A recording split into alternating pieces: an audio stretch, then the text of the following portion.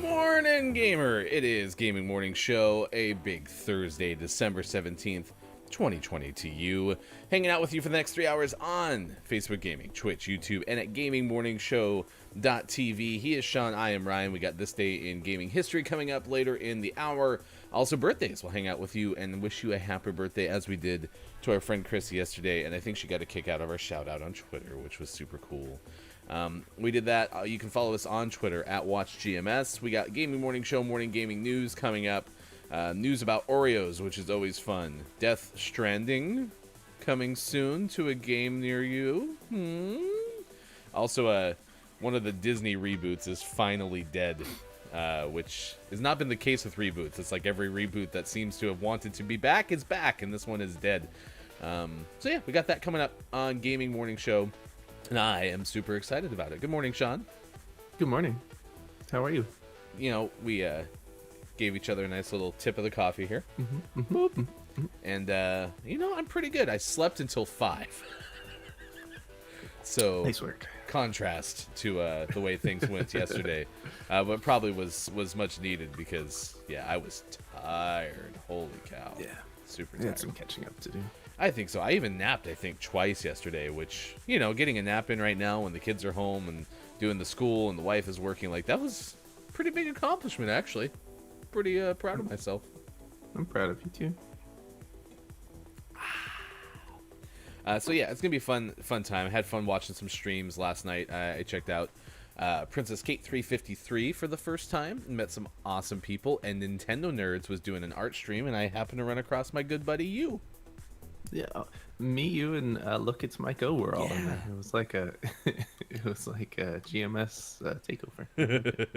It was fun because I love watching people do art because it's something that I'm not even remotely close to being good at, and so seeing back rolls be able to take time doing it and do it well, still entertaining the people watching. I mean, I could watch probably more Twitch and other streaming platforms art streams.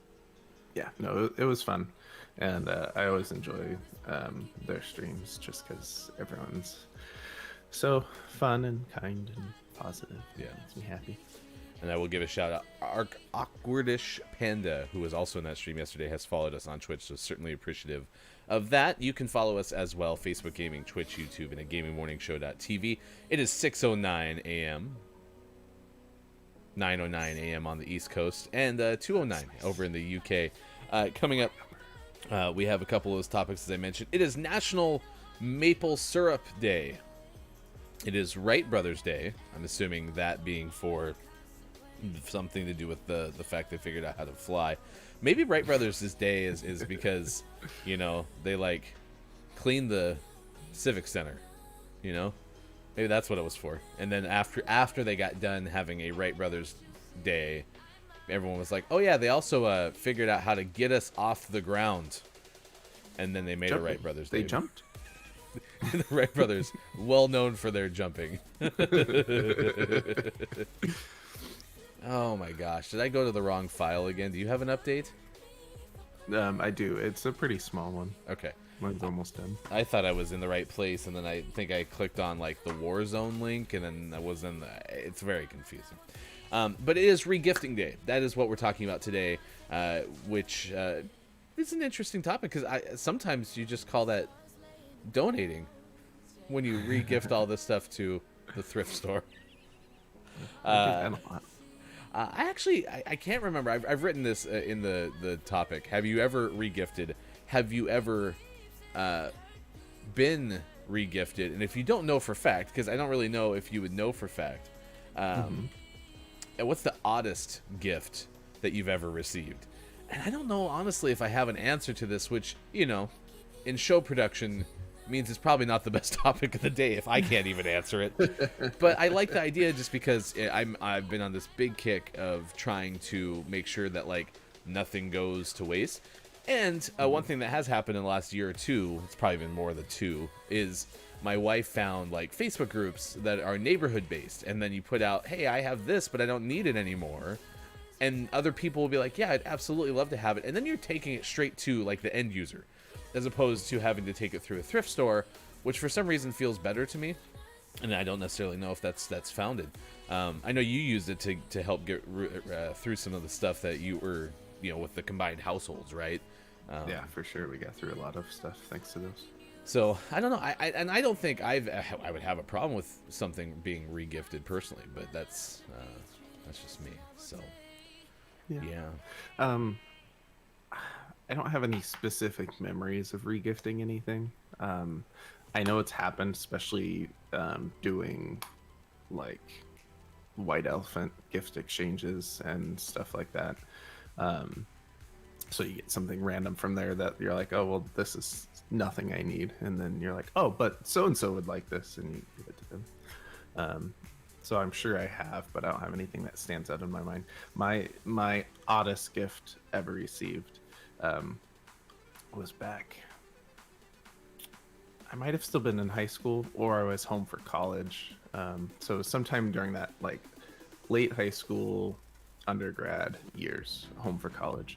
And it was during this short period of time where my grandma decided that she wanted to try to actually get people presents instead of just giving them money, because she doesn't go out, she doesn't go shopping, she stays at home and reads books, and she has for the last 2 decades. But she just out of nowhere was like, nope, I'm gonna buy presents this year. And she bought me a piano tie that actually played, and I'm like, I'm never gonna wear this. It actually played? Yeah, it wasn't good, but it actually was, those piano mats that you like step on and play. It was like that, but it was a tie. I'm like, yes, I do like music, but I don't need a piano. You could drop Fury Elise on your tie? How about that? Wow. It was very, and it was a thoughtful gift because I am a musician and I do love music, and I, for band and stuff, you do have to wear ties from time to time. I love it. Not piano. Do you still have it by chance? I don't think so. Oh, okay. I was gonna say that would be awesome if you could bust that out like in a future episode of the show. That'd be really hard to play vertically. Yeah. Did you ever try to play like the keytar? No, I always wanted a keytar. Yeah, I could see you playing a keytar. Yeah, I don't know if I've had odd gift. I will say that in workplaces that does like the secret gift exchange, right? I did get one of my favorite gifts ever, and it was technically repurposed. I don't think it was a regift, but it was repurposed because I think the person who was making these things were making them out of old cabinet doors. And because it definitely looked like you could throw some hinges on there and put it up in the kitchen and be like, yeah, that fits, right? Like it looked of that vein. And somebody was using some sort of like wood burning technique to get like popular logos into the wood, and this person had burned a Broncos logo into it. And so when you get a random name at a thing and it's like you got to go find something, and you probably give like 5 suggestions. I haven't done one of these in forever. That was what I remember most, was like this person like genuinely went and found something like fairly unique, because you can always find, as a Broncos fan, as a football fan, probably as any sports fan, you can always usually find something, whether it's a hat or a shirt or something like that. He found this really cool thing, and I still have it to this day. Cool. I don't have a place to really display my Broncos stuff in this current setup, but it would be out if I did. So it was really, really thoughtful.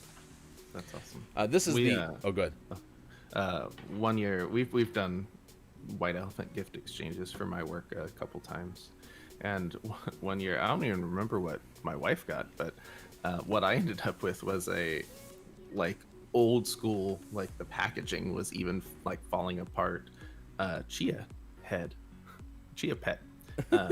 and which was great because the kids totally dug doing a chia pet. I've never done one.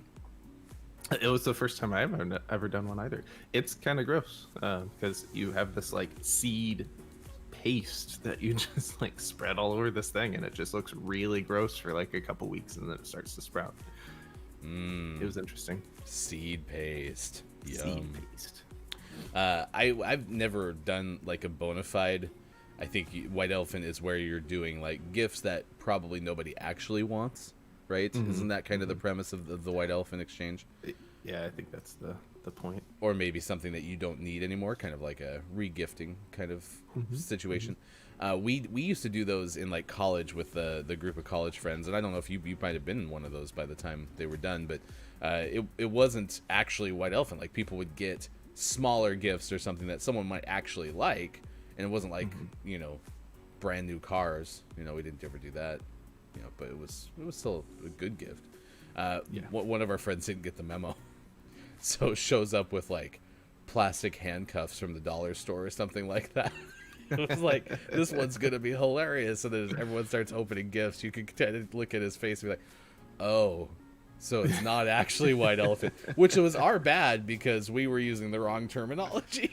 And I think that terminology comes from the fact that like, if you were given a white elephant, it's like, oh, well, that's a really nice gift. Now I have to take care of this. And I think that's the whole idea is like, it's not necessarily a bad gift. It's just like, I didn't want this 6-foot painting of a Care Bear, but now I have it.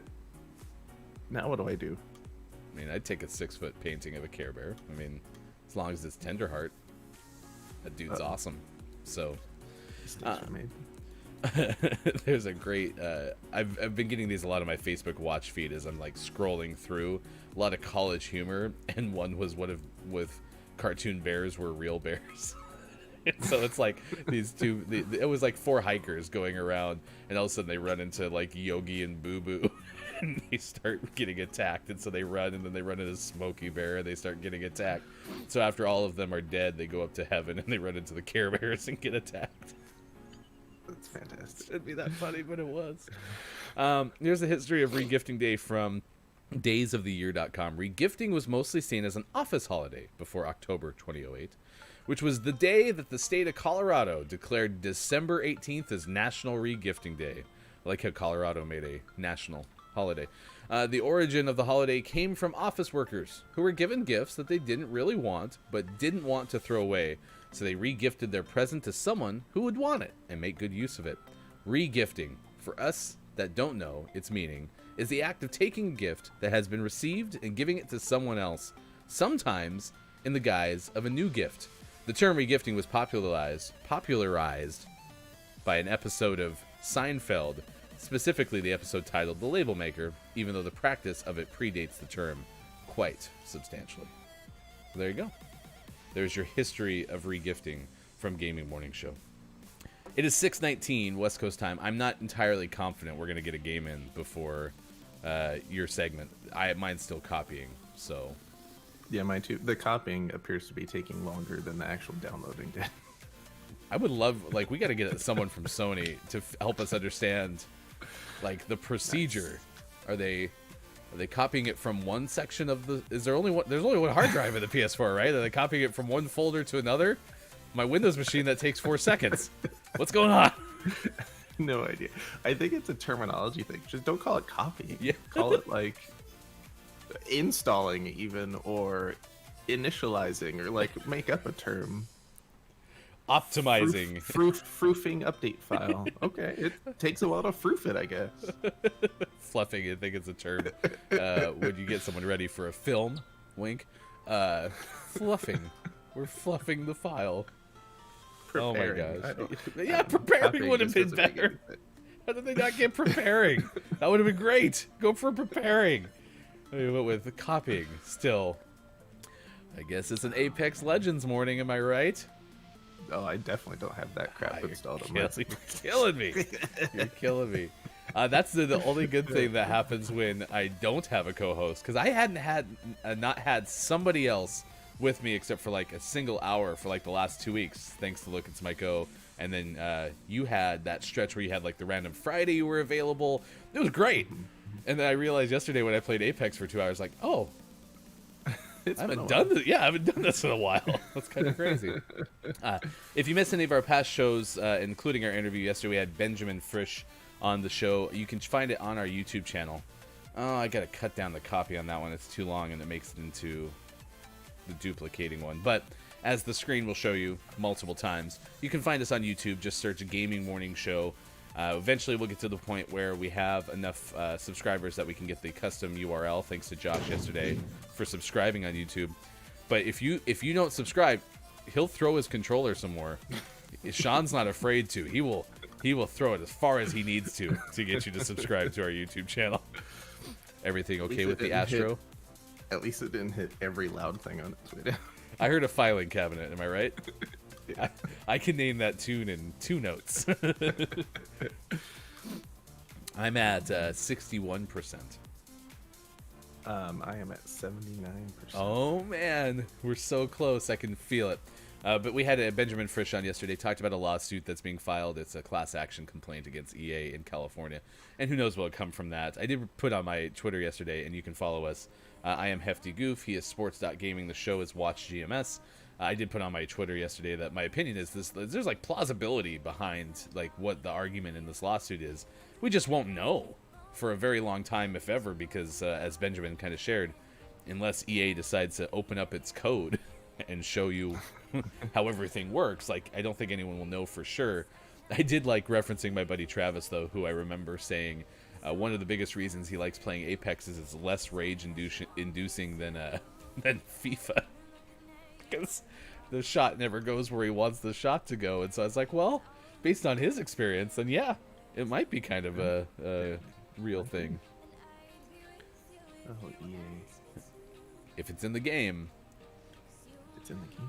On one of your, well, this is another YouTube related thing. On one of your Gaming Morning Show morning gaming news segments that we put on our YouTube, which by the way is usually our first thing that we put on YouTube in the mornings, someone put a comment and said they actually think that EA was buying Codemasters for some of the property to either sell elsewhere.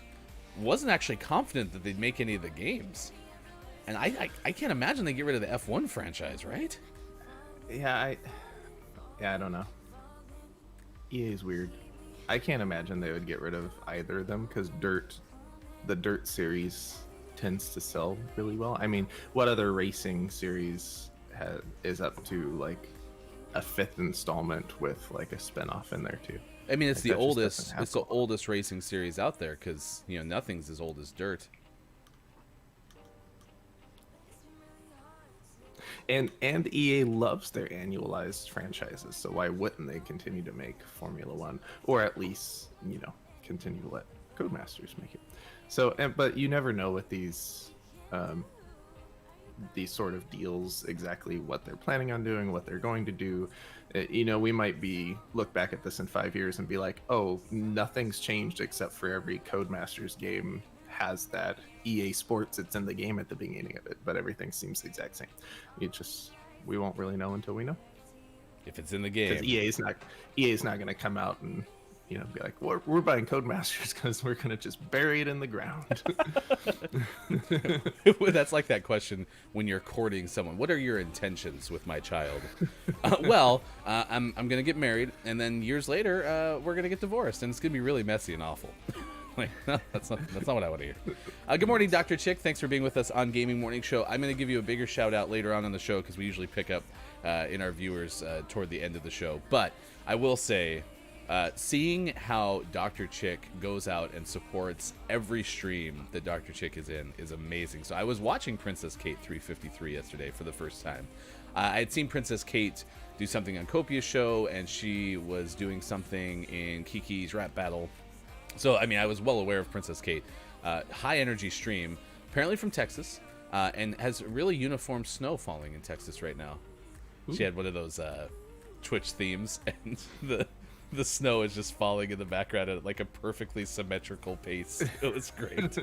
But Dr. Chick, I think I was in there for maybe 7.8 seconds, and Dr. Chick gave me a gifted sub.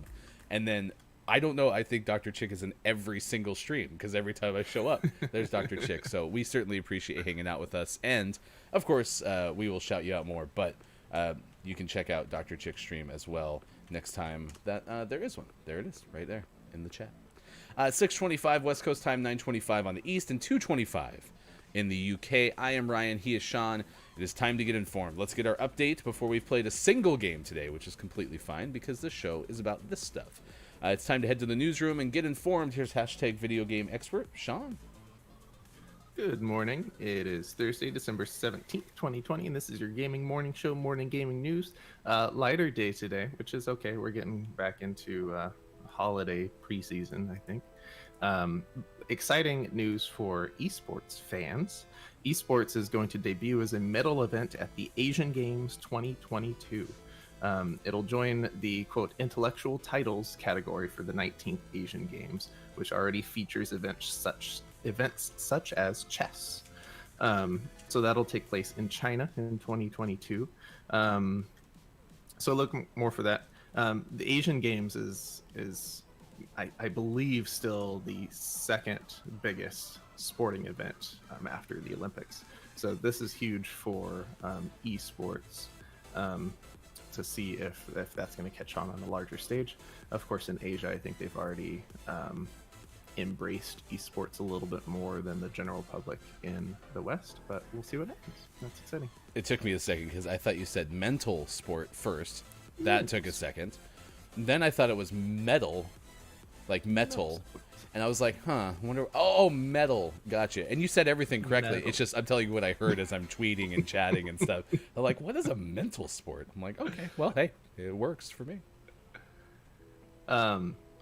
Another story we had today. This was brought to my attention from Mr. Hefty Goof, so thank you for that.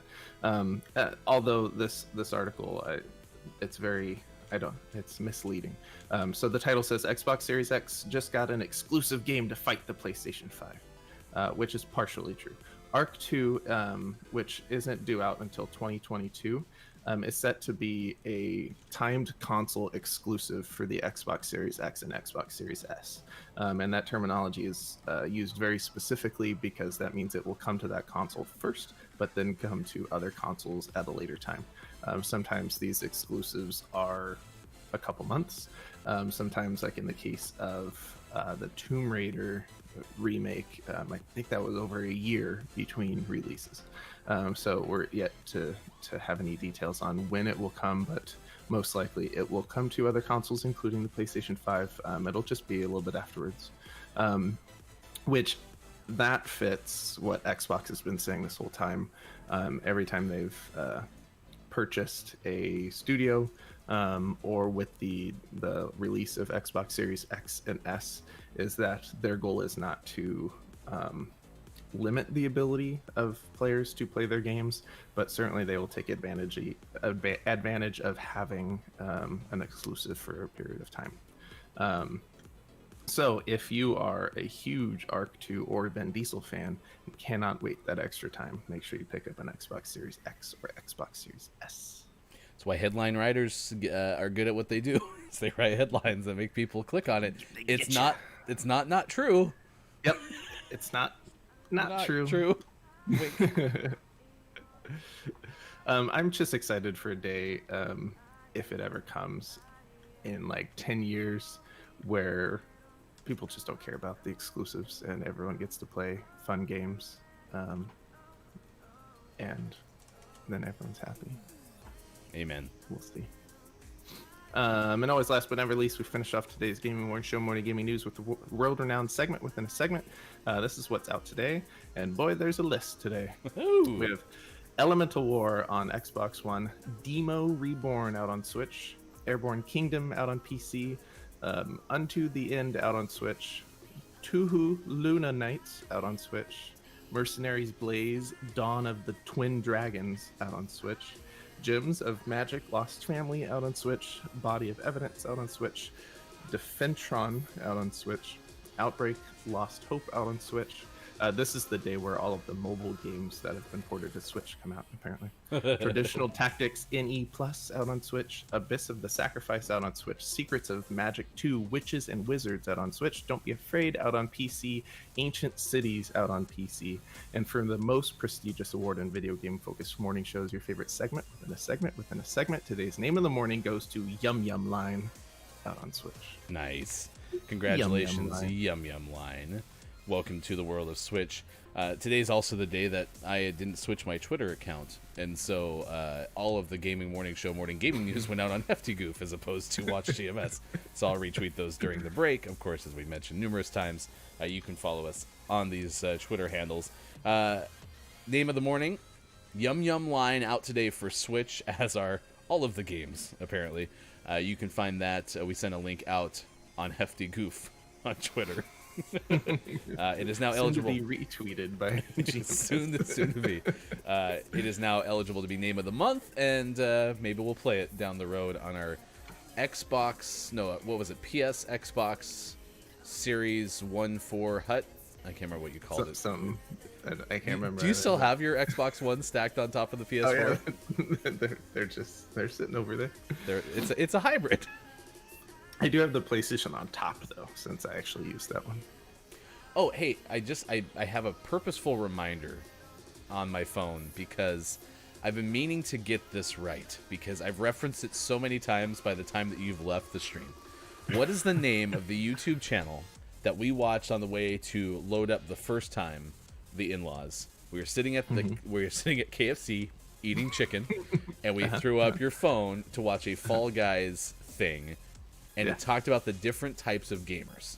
Yeah, Game Theory. Game Theory. It is Game Theory. I kept saying Gaming Historian, and I could not stop. Oh no, that's Game Theory from our friend Matt Pat, and they have 3 channels now. They have Game Theory, Film Theory, and now Food Theory, which the Food Theory ones are also great. So go check those out.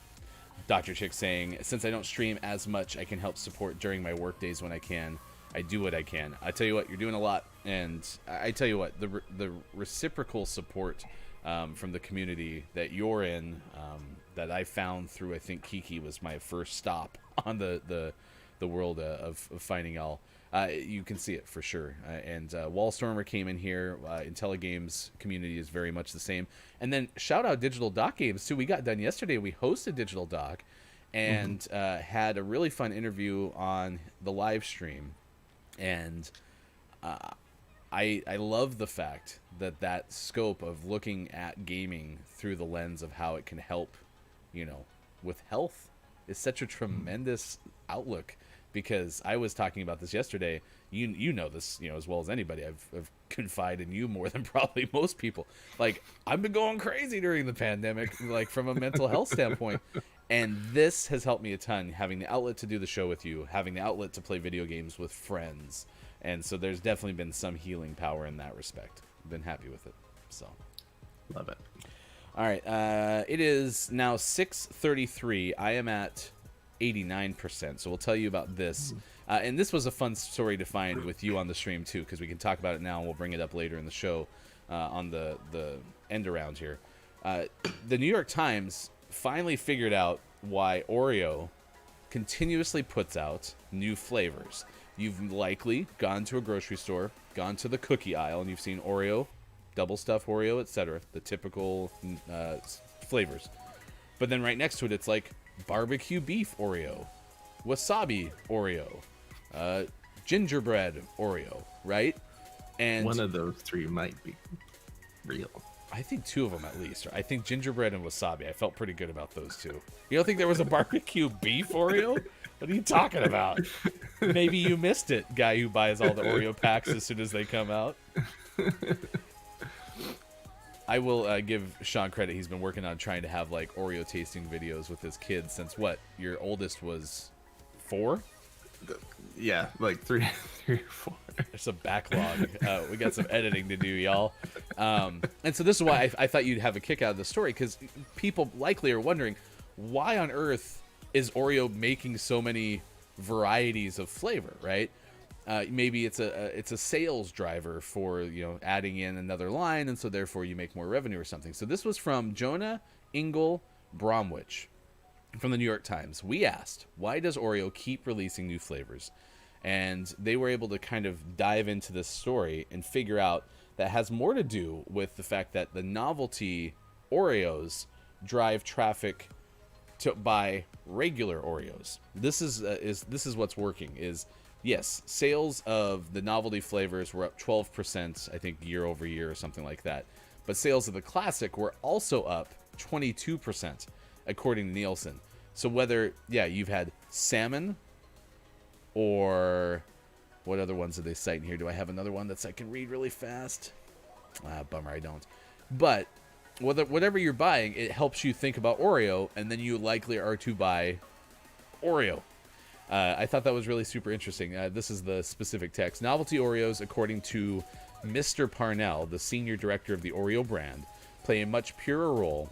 They help drive consumers back to the milk's alleged favorite, the 108-year-old paterfamilias, the plain old Oreo. In other words, the new flavors function as advertisements for the original. And in Sean and my very loose research, most of them are actually pretty good. Mm-hmm. Yeah, we don't get the really weird ones, though. Some of the Asian markets are the ones that get, like, the more savory ones. Mm-hmm. Like, we only get ones here that make sense. Hashtag Oreo expert. Yeah. Because I would know if if we had wasabi Oreos to give the kids and have them review it on video, that'd be a very entertaining video, but we didn't get them. Dr. Chick giving a shout out to Copia, starting in 3.5 hours, so we can host him later on in the day. But that's a perfect testament to the community drive of Twitch. And I can't remember, someone else was talking about that yesterday too. I don't know if it was Digital Doc. I don't think it was anyone in the same kind of tree that I was talking about a second ago, but just discussing like the benefit of having community, even online. But there's something even a little bit different, it feels like to me, about live streams and that community feel than like even a social media, because it is in the moment engaging with other people as opposed to a comment thread or something like that. And that could just be completely subjective on my part, but that has been what I found is neat. Is like, I want to make sure I set time aside to participate. That's pretty impactful. Yeah, it's fun. So check out Copia, twitch.tv/Copia, a 1 instead of the A. And I don't know if I have the shout out. It'd be nice to see Culty. I haven't seen Culty for a while. A couple days instead of I. Did I say instead of the A? Yeah. That's exactly what I meant, is what Sean said. Copia 1 instead of the I. COP1A is the Twitch stream. Hey, my game's loading up. You want to play Gunfight? Heck yeah, I do. All right, stick around. We got Death Stranding making an appearance in the video game realm. A Disney spin-off is not going to happen, or a reboot probably is the better way to say that. And if you've ever lost your dog and you've had a chance to be reunited, you might be touched by the story that we have coming up of a dog missing for 5 years and still finding its way home. This day in gaming history as well, in 10 minutes from now. Birthdays, if you have a birthday to celebrate as well, please let us know. I am Ryan, he is Sean. It is Gaming Morning Show on Facebook Gaming, Twitch, YouTube, and at gamingmorningshow.tv. We have next hour our top 10 list. Tomorrow, you can see it in the center of your screen, Jackson Ryan, Dr. Jackson Ryan, I learned, science editor of CNET, will join us, and we're going to talk about the climate impact from next-gen consoles, because as the machines get bigger and badder, and the games get more beautiful and graphic intense, and there's things like ray tracing, likely energy usage is going to go up, and that's something that Dr. Ryan kind of examines. So we'll have that coming up tomorrow on Gaming Morning Show. So there's another game mode that has been added to Call of Duty called Prop Hunt, which I don't think we necessarily should play on stream with a bunch of random people. But if we could ever get enough people together to play a private Prop Hunt match, and we're all on like Discord, it would be so much fun. So Prop Hunt, one team is props, and you go around and you can look at a prop and become that item. So you run around the map and you find a bottle and you become a bottle, and then you hide as that bottle. And then the other team's job is to go around and find all the other people. Yeah, Fortnite had that too. Yeah, Yeah. yeah. You could like you basically become the object, and then are you trying to move to a certain place? You're just trying to survive. Okay. So you're trying to look. You're trying to either be somewhere inconspicuous, so you're not noticed, or somewhere where it's hard to see you. So if you're a bottle and you hide under a table or something like that. Yeah, it's a lot of fun. Okay. But I've tried it on Call of Duty, and it does not work as well with a bunch of random people, because if there are any glitches or exploits, everyone will use them, and it just ruins the game. Oh, and Dr. Chick mentioned Fortnite too. I was trying to remember why people were moving at all as props, but that's because they're trying to get more blended into their surroundings because they don't like how they feel like they're sticking out. Which I think that's a kind of a fun game from a mental standpoint. You probably are inconspicuous, but you're like, oh, they're gonna find me. They're gonna find me. Dr. Chick also offered to play zombies with us down the road, not necessarily on stream, but if we need more people to complete the Easter egg. So Yeah, we should totally do that. we're going to play Gunfight this morning. This is by far, Sean and my favorite mode. Now that you've had kind of 24 hours to sit on it, how do you feel about the new maps and kind of the different dynamic? They're not so linear anymore. They're not, and there's a good variety. I feel like they all feel different rather than just look different. Like this one's really long and skinny. You have that one that's a big circular map that has some levels to it, because you can go down below or you can stay up high. The KGB one is still, I think, my least favorite, but you do have that room you can go into. You have the stairs you can go up. So I am happy with the variety of maps so far.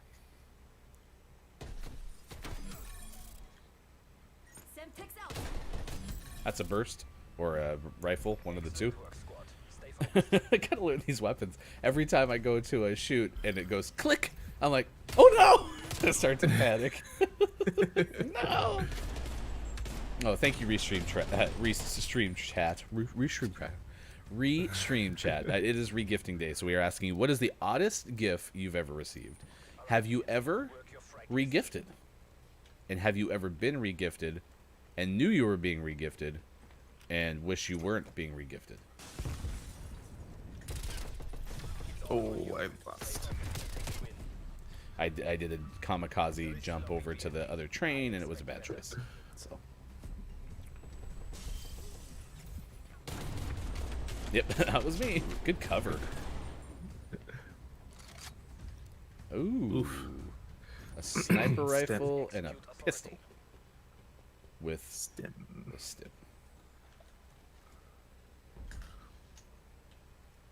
Peeking. You missed me. Don't die. Don't die. Don't die. Don't die.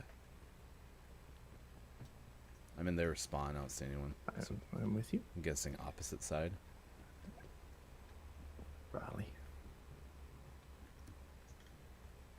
He's in their spawn. Oh, he got me with the sniper. He's back in their spawn again. Nice call out. Nice call out. Yeah, we must have ring around the rosied with him. Which is really hard to do on probably the skinniest map of the whole thing. Oof. That was a shot. That was a, oh, he saw me too. Yeah, prop hunt would hunt. I want to say fight. Prop fight. That would be fun. Yeah, I saw that chicken icon and I was super confused. So one should be right about here. You're dead, so I just missed a whole bunch. Try. I got really excited and started just firing. Pew, pew, pew, pew, pew, pew. So yesterday on Princess Kate's stream, though, I will share this. You might get a kick out of this. Is they played Phasmophobia, which I had not ever stayed and watched because it kind of seemed like it was freaky. At one point, she was talking too quickly or something, and she goes, "I ain't afraid of no goats," and I was like, "He's down there. That's my tomahawk." Oh, and on the train to the yeah. It says I'm not afraid of no goats, and so I went and found the Ghostbuster logo's kind of cross out symbol, and I made a goat logo. I ain't afraid of no goats. Who you gonna call? Goat Busters. doo doo doo doo bat doo doo doo bat doo doo doo doo bat doo. I'm afraid that they see me, and I don't see them.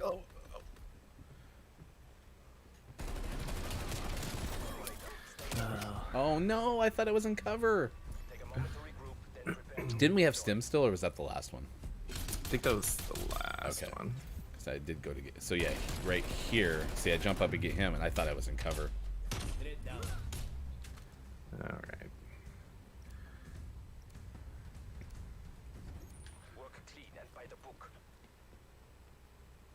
Man, you run slow with this gun. All right, we'll do birthdays and this day in gaming history coming up after this. Oh, he's up top. Oh no, I didn't get under cover again. I had him too. Did you get the other guy? Yeah. Yeah. Okay. Yeah, pre-fired up onto me. Yeah, that was great, Dr. Chick. I ain't afraid of no goats. I didn't do that because I wasn't on a microphone, but now that I did, I don't know if I'll ever stop. Aren't you so excited? Okay, we are grouped up. I don't want to be lined up. Oh, to my right, like 122. Oh, he's down on the bottom underneath the train. Oh, the other guy got me. All right, well, that was fun. We're a bunch of losers. We can play one more. We'll play one more, and then we'll do birthdays and this day in gaming history. He is Sean. I am Ryan. Gaming Morning Show continues 6:47 West Coast time, 9:47 in the East, and 2:47 in the UK. Yeah, we have this day in gaming history coming up, and birthdays next hour. Our top 10 list, maybe top 10 re-gifted. I don't know. I don't know if there'd be something like that. There was a great Saturday Night Live sketch a couple years back. Emma Stone was the host, and it was the Christmas Candle. Had you ever seen this one? I don't think so. Basically, the premise was like this really deep. It was almost like Wilson Phillips-esque kind of song, and A.D. Bryant, I think Cecily Strong and Emma Stone were doing it, and it's the story of this re-gifted Christmas candle that traveled all around the world because it got gifted from one person to the next person to the next person to the next person. It was like that same green candle that went around the world in just one day. Something like that. I'll have to find it and put it in the chat. It was so good. Do you still watch Saturday Night Live at all? I was just thinking about that. No, not really. And I used to, and by used to, I mean like in the last couple years, be better about like watching different skits afterwards, because they do a good job of posting everything to YouTube. And I just don't even do that anymore. Yeah, and that's primarily how I watch it and they I think more shows should do this. They post it basically as it's happening, which I love, because especially being out on the West Coast, you can't watch Saturday Night Live until like 11:30. I guess that's the case probably on the East Coast too. It's just I don't stay up that late, right? Unless I'm playing games. And so it basically shows up as I'm like going to bed, and so I'll watch like 3 or 4 skits on Saturday night, and then I'll watch the rest later. And but that is primarily how I watch Saturday Night Live now. I think they went down. Yep, I see one over here. Where was that? He kicked left, yeah.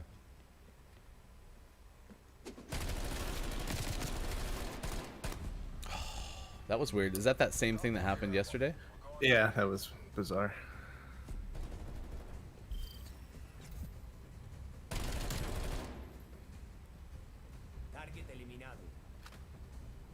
This is the longest best play of all time. Yeah, that was interesting. That was not the same type of movement that I saw on my screen. They said, I was watching some people play Warzone yesterday, and they said there's a reloading glitch somewhere. I heard a tomahawk whiz by my head. Someone's behind me. I'm dead again.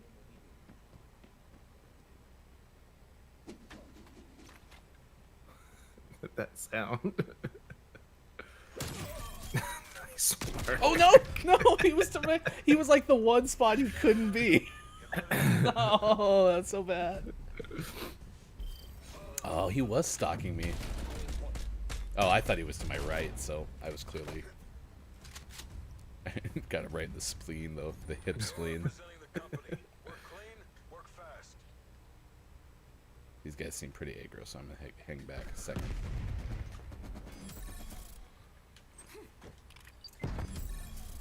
Did you get him? One of them went AFK, yeah.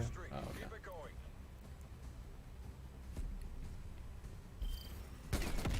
This weapon looks totally like the Kraber from Apex, which, by the way, we hosted JJL 2000 a couple days ago and was actually playing Titanfall.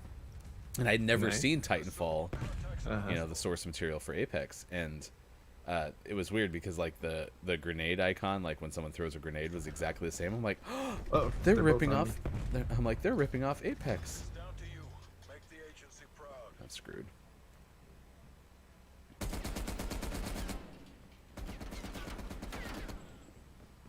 That's a rocket launcher.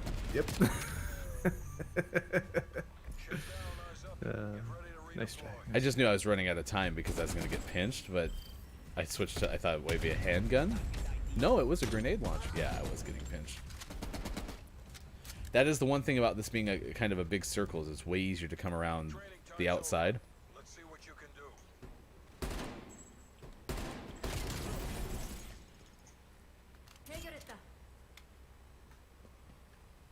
Okay, one's back here. On you. He's shooting you. Oh no. Oh no. I got bumped. Ah, I'm so scared.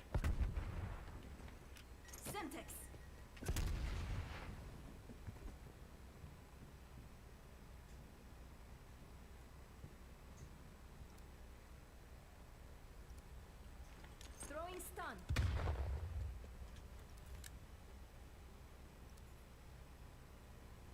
Overtime. Secure the flag.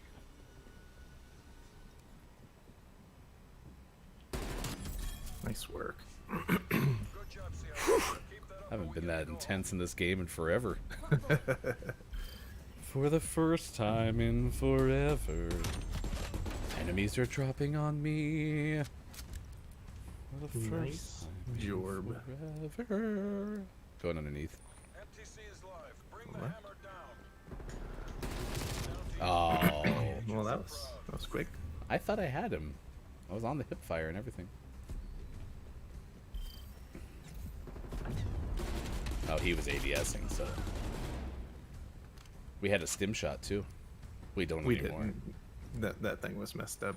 I noticed that on the last kill cam. It's like glitched and not showing the right things on that part. One's back here.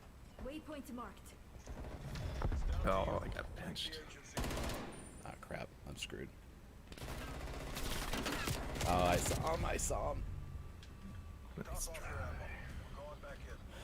This is really hard. Yeah, these guys are pretty good. Just getting used to the new maps. And I think you and I have to kind of come up with more of a strategy than we used to. It used to be like, oh, we're just going left. And now it's like we almost have to kind of stay together. Oh, God. Back at 280. Mover. You got me? Pull the damn plug. All right, well, Conflicted move. Well, that was fun. it happens. You know, every once in a while. Today we are one of life's losers. Gaming Morning Show 654. Let's bust out some birthdays and this day in gaming history. If you have a birthday to celebrate with us, we would love you to celebrate with us. The knife is the hardest for me. Amen. Amen. I try to be good with the knife. Although I think the movement's a little bit better in this game with the knife. You can really feel like that speed burst that you're supposed to have when you're not running with a weapon. So, well, a gun. So. 654 West Coast, 954 in the East. It is 254 in the UK. Thanks for being with us. Gaming Morning Show. He is Sean. I am Ryan. Next hour, top 10 list in sports. Birthdays and anniversaries today. We'll just do this day in gaming history, which is technically an anniversary. But the birthdays is the thing we do definitely every day. 67 years old for Bill Pullman. Today we celebrate our Independence Day. Day. We will not go down without a fight. We will not go quietly into the night. We will survive. We will. I don't remember the rest. We will go on today. I actually thought Bill Pullman was dead, so this is very good news. I think it was Bill Paxton that died, right? The Twister actor, right? I think Bill Paxton I died think that's right. because those two movies came out very close together, and it was Bill Pullman as the President of the United States in Independence Day, and it was Bill Paxton as the lead man in Twister with Helen Hunt. And I think Bill Paxton died like 3 or 4 or 5 years ago. If only we had a crack research team. I love when I could hear you typing. I'm just like, yes, he's looking it up. Yes, 2017. Yeah, 3 years ago. away. So it's good to see Bill Pullman alive and thriving at 67 years old. Eugene Levy is 74, and I believe Schitt's Creek actor with his son, I want to say, right? Yeah, him and his son, yeah. And then Catherine O'Hara, which, you know, if Nintendo was here by now, that's how I got down that rabbit hole. Apparently, Eugene Levy and Catherine O'Hara. Do you know Catherine O'Hara off the words, or do you need me to give you more? I know the name, but I don't know why. Mom of Kevin what was the Oh, McAllisters, okay. right? Yeah. Home Alone, right? The mom in Penelope, the mom in Beetlejuice, yeah. Apparently, her and Eugene are kind of like a really well-known comic duo from like a time they were on a well-known sketch comedy show in Canada. And so even like Eugene Levy is like the dad porcupine and Catherine O'Hara is the mom porcupine in Over the Hedge. Nice. Like just these little tie-ins. Anyway, Eugene is 74 today. How long can I go take me to get through birthdays? Because I keep getting tangents here. Peter Farley, producer and director, 64 today. Dumb and Dumber, the directorial debut. I'm assuming one of the Farley brothers. Laurie Holden turns 51 today. Born in California, raised in Canada. Claire Forlani, 49 today. Sarah Paulson is 46 today. Nurse Ratched in TV series prequel to the events of One Flew Over the Cuckoo's Nest. I know who Sarah Paulson is. I've heard of Nurse Ratched, but I've never seen the show. Same. Actor Giovanni Ribisi, there we go. Just had to kind of had to sight it in. I had to tune my guitar there. 46 today, and Mila Jovovich, 45. I believe that's the actress who's Resident Evil, right? I think so, yeah. And better known in my household because of my wife's love for The Fifth Element. So, Ooh, that movie's good. Ernie Hudson from Ghostbusters is 75 today. You pronounced it wrong. It's Goatbusters. So timely, so timely. Jamie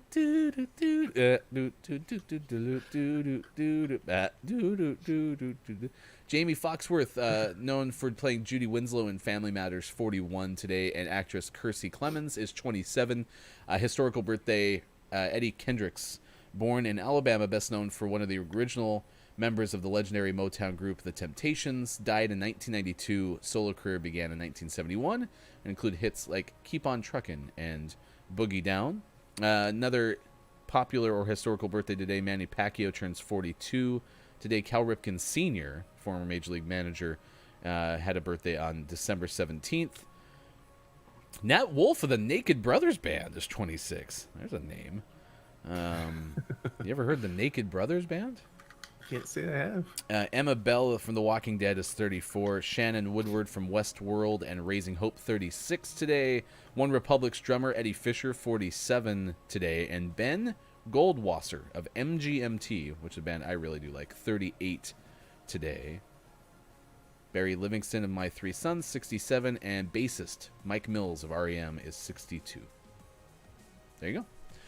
That is our birthdays list for today, December 17th. This day in gaming history, 93, KB Toys ceases selling the Night Trap game in the United States. Talked about it yesterday. I wonder if that was in response to Toys R Us, since that was yesterday. Do you remember KB Toys? Did they have those out here? Oh, yeah. Okay, Yeah, okay. I remember KB Toys. Yeah, we had KB Toys in Montana, too. And that was like, that was the day. Because you have to remember, where I grew up, it was 90 minutes to anything.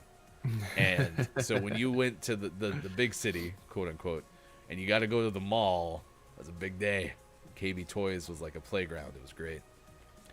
99, Infogrames of France announces it will acquire GT Interactive Software.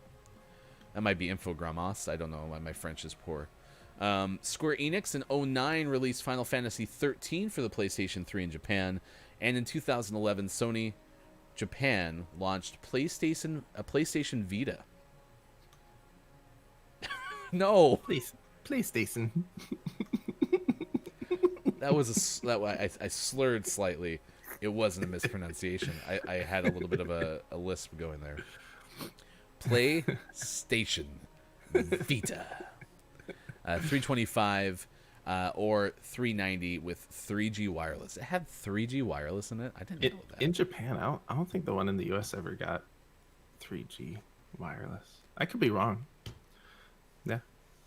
But the Vita had a lot of potential and just never got there. What was do you remember off the top of your head biggest differences between like it and the PSP? It was just more powerful. Obviously, different form factor. It was a little bit bigger. Had a nice. The launch one had a nice OLED screen, which looked amazing. But it was just more powerful, higher resolution. They had back, like, touch buttons that no one ever used. It had potential. Yeah, had potential. Well, like my high school coaches used to tell me, if I lived up to my potential, could have been something. Now you're here. I'm here with Sean. Every weekday morning, 6 to 9 a.m. It's Gaming Morning Show. We'll take a break, come back with our top 10 list sports next hour. Before we break, we do have to do the beer of the day. Beer of the day. Hey, look, it's the beer of the day. Toot, toot. It's a heavy one today. Hi, Hofbrew. I'm guessing another bottle. Ooh, a tall bottle. Ooh. Ooh, American barley wine. Look at that label. Whoever is... How patriotic. Everyone who's picking the beer at Corvallis Brewing Supply, they have a thing for barley wine. Clearly. This is like our third one in this pack. This is from Deluxe Brewing out of Albany, Oregon. It's vintage 2019, hop forward with Chinook and Cascade hops. This American barley wine unifies the intense flavor with the perfect harmony of premium malts. Oh, Hofbrew 19 is too behind. He was too tired last night. I don't know. We caught up, and then we have all the heavy. Like, we're gonna have a sit-down night. We gotta wear some bathrobes or like some smoking jackets and sit down and hang out and sit in the chairs and not move as we drink all of our 8 to 15 percenters that are full-bodied and rich. Yeah, what's this one? Dr. Chick saying, Slimmer, the BF, and I still have... you still have your Vitas? Many people will modify and jailbreak them, so there's still a market, according to Dr. Chick. We turn now to our PSP Vita correspondent, Dr. Chick. Dr. Chick reporting, Simmer. That would be great to have, like, hashtag... Like, you're hashtag video game expert, but we could have, like, even more, like, defined experts. Like, this person is our PSP expert. That would be fun. All right, well, Hofbrew, catch up as soon as you can, but maybe after work instead of before work. I don't know. It's not, you're a grown man. I don't want to tell you what to do. But thanks for hanging out with us on Gaming Morning Show. It is Thursday, December 17th, 2020. He is Sean. I am Ryan, wherever you may be. Thanks for joining us on Gaming Morning Show, Facebook Gaming, Twitch, YouTube, and at gamingmorningshow.tv. Back in just a sec.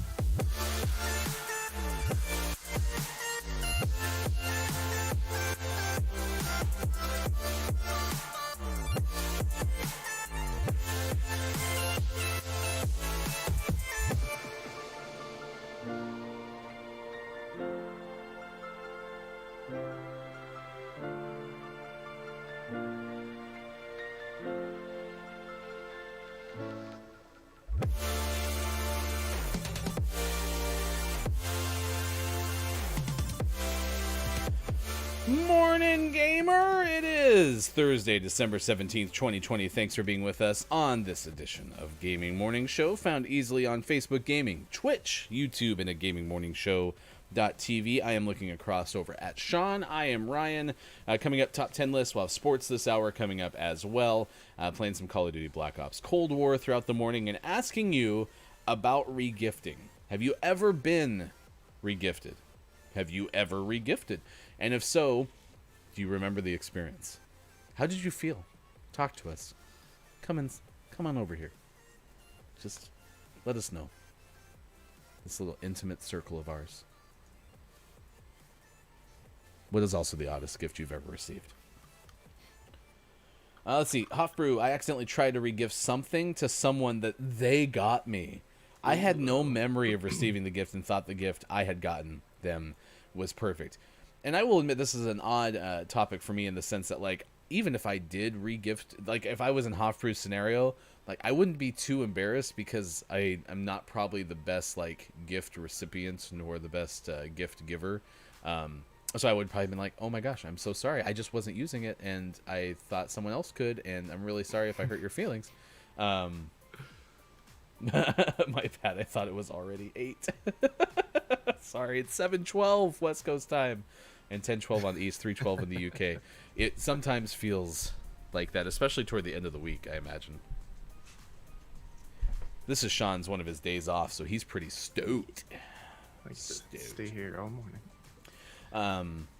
I want to go back to the Vita.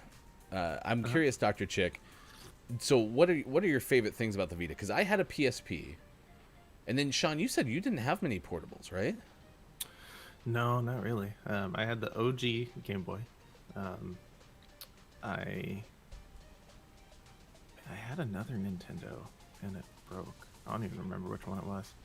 My dad had a PSP, and got it and bought like 6 games for it.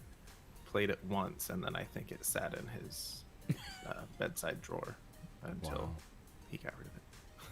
Because that's what he does. No, I was never I never had a lot of portable. I wanted a Vita. I even wanted a Vita like towards the end of its life cycle when it was about to not be in stores anymore. I wanted to get one, just to like she said, the ability to homebrew and crack it and play lots of stuff on it was appealing, but I never got one. So so if you don't know, so here's my camera, here's my monitor. Sean, look at your gaming monitor. Yeah, so if you ever see us glance that direction, we're watching to see what map we're gonna get on Gunfight, and it was between KGB and Game Show, which we really like the Game Show one, and it must be because the other team picked 2 before I clicked the button because it was 2-1, and then I clicked it to make 2-2. And I'm guessing that you have to be like the first one to 2 or something like that, I'm guessing. I think if there's a tie, it just flips a virtual coin and we lost. Yeah, I think I like the idea of portable gaming. One of my favorite things about the PSP was the fact that I could play a Madden game on my PSP console, or on the PSP. And then take that and load it into like the PS3 so that like my week progressed. Wow, it was fast.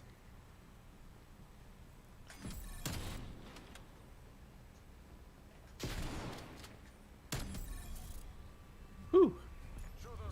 So with the jailbreak then on the Vita, I assume like you can have any game that you want, kind of like when some people allegedly, nice plays, would do that with like their NES Classic.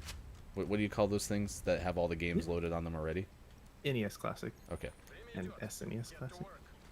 Like allegedly, some would put all the games on, like they'd download them from the internet. That'd be unethical. I wouldn't do that. Oh, back in that room behind us. And then the other one's upstairs. I know that for a fact, but The grenades are so slow. I will have 8 items most commonly regifted during the holidays coming up in just a little bit as our list of the day. So I like it. I like it. I love it. I want some more. I have the same thought as you. Go up. I can't rise above it. Don't know what it is, but the little kills. Oh, he's right there on the stairs. Take comfort, comrade. We'll beat them next time. So back in 2013, the PlayStation TV came out. It reminded me of the Switch concept. Play on the Vita, save and upload on the PlayStation TV, and continue your progress. Yeah, I think that's a good idea. And I'm surprised it doesn't take off more, but it must be that those who can play consistently on console or whatever desktop can just continuously play. So someone else is going upstairs. And the other one's in the middle. He was hiding behind bookcases down there. That's a smoke. That's good. Oh, no! Nice work. Oh, by the way, there's a ladder over there. Oh, it's good when I win going, oh, no!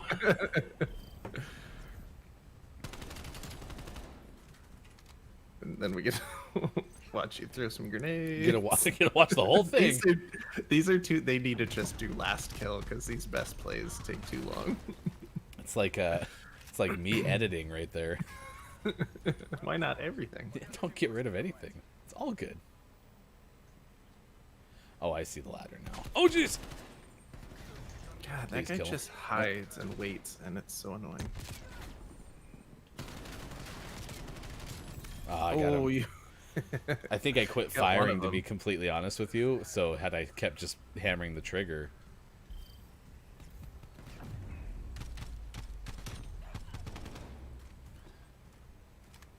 All right. Well, one of them likes to just hide in a corner somewhere and wait for us, so I'm all done with that. Oh, jeez! Between the rooms, middle.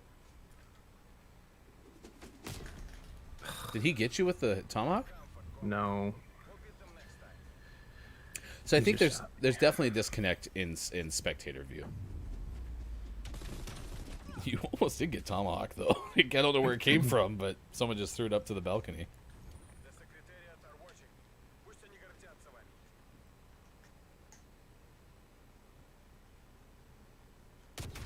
He's just waiting in the corner between the rooms. I feel like I'm playing what I imagine playing Valorant's like. Man,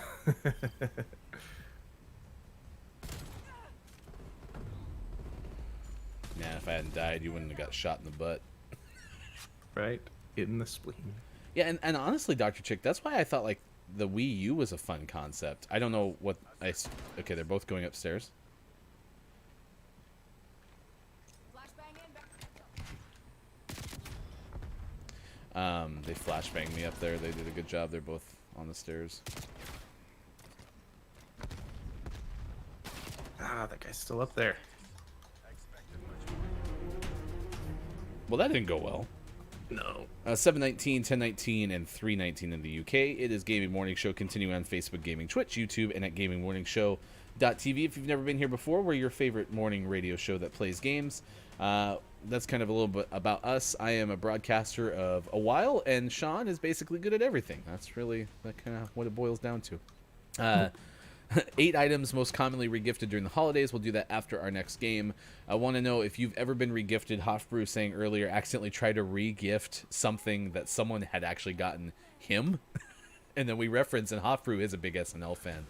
Hofbrew would remember the Christmas Candle song from SNL. The same great candle that went around the world in just one day.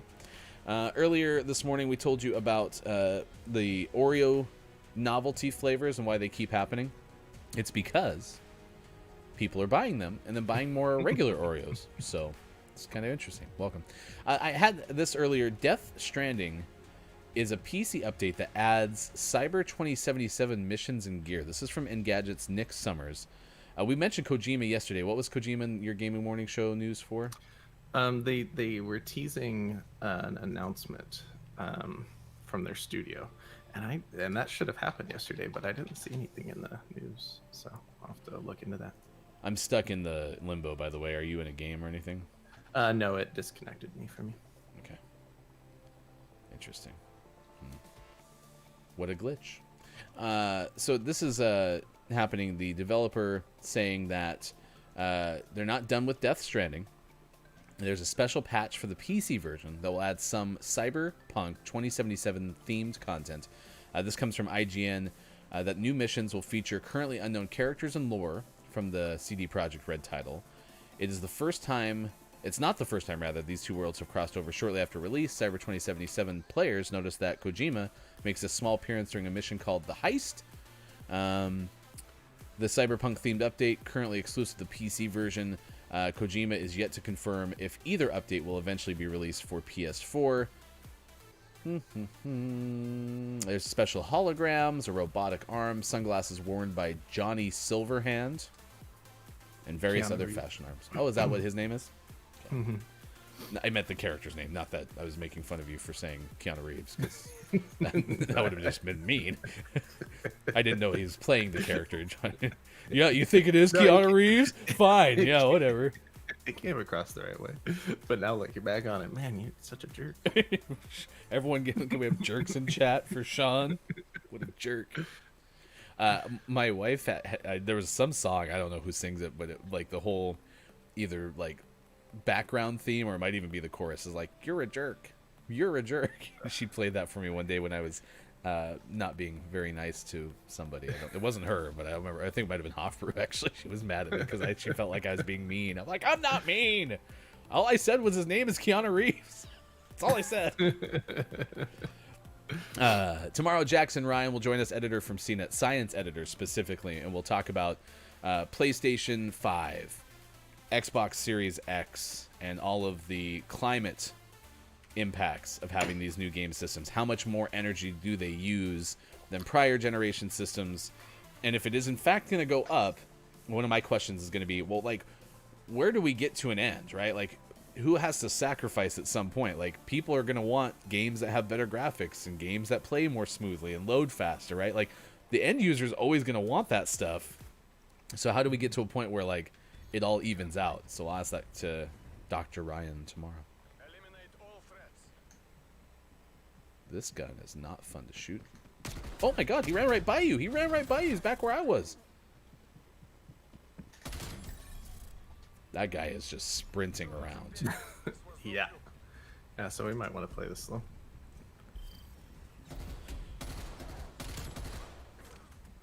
And then I heard that guy.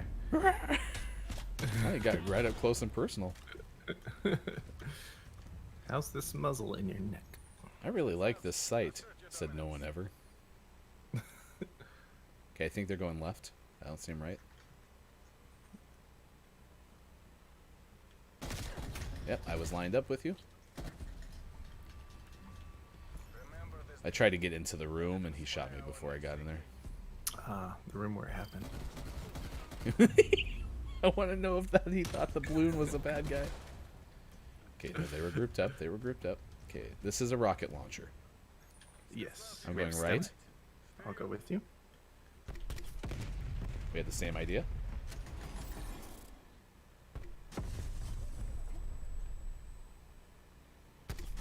Hey, hit him. He's down there.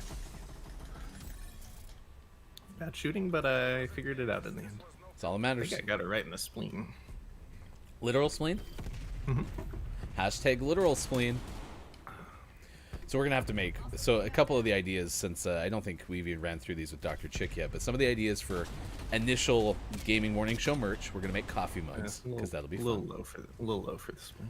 We're going to make celebratory grenade, because that typically happens, going left, where I'll throw a grenade after or right as somebody dies.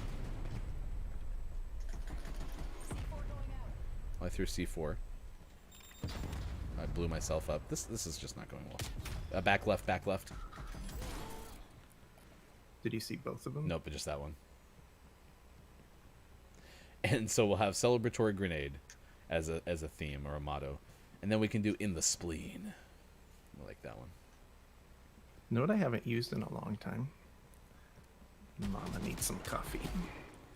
Oh, that's true. Yeah, you've been consistent with your old Starbucks cup. Overtime.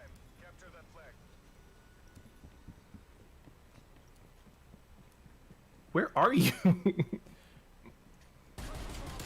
Nice work.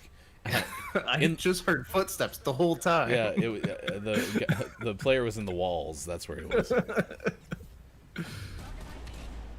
I like how the flag is around the car. It's fantastic. That's good. I also like how it's not a literal flag either. It's just like a zone, It's kind of just like. a zone, an auto zone. Get it? Because it's a car. Lighting Molotov. Not in the middle. Nice work. I shot right over his head, about 5 rounds, and then got it down.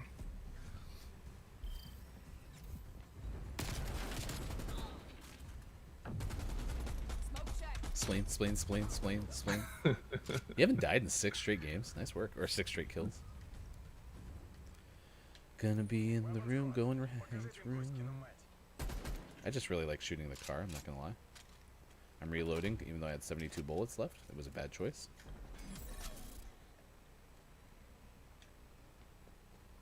I'm going middle.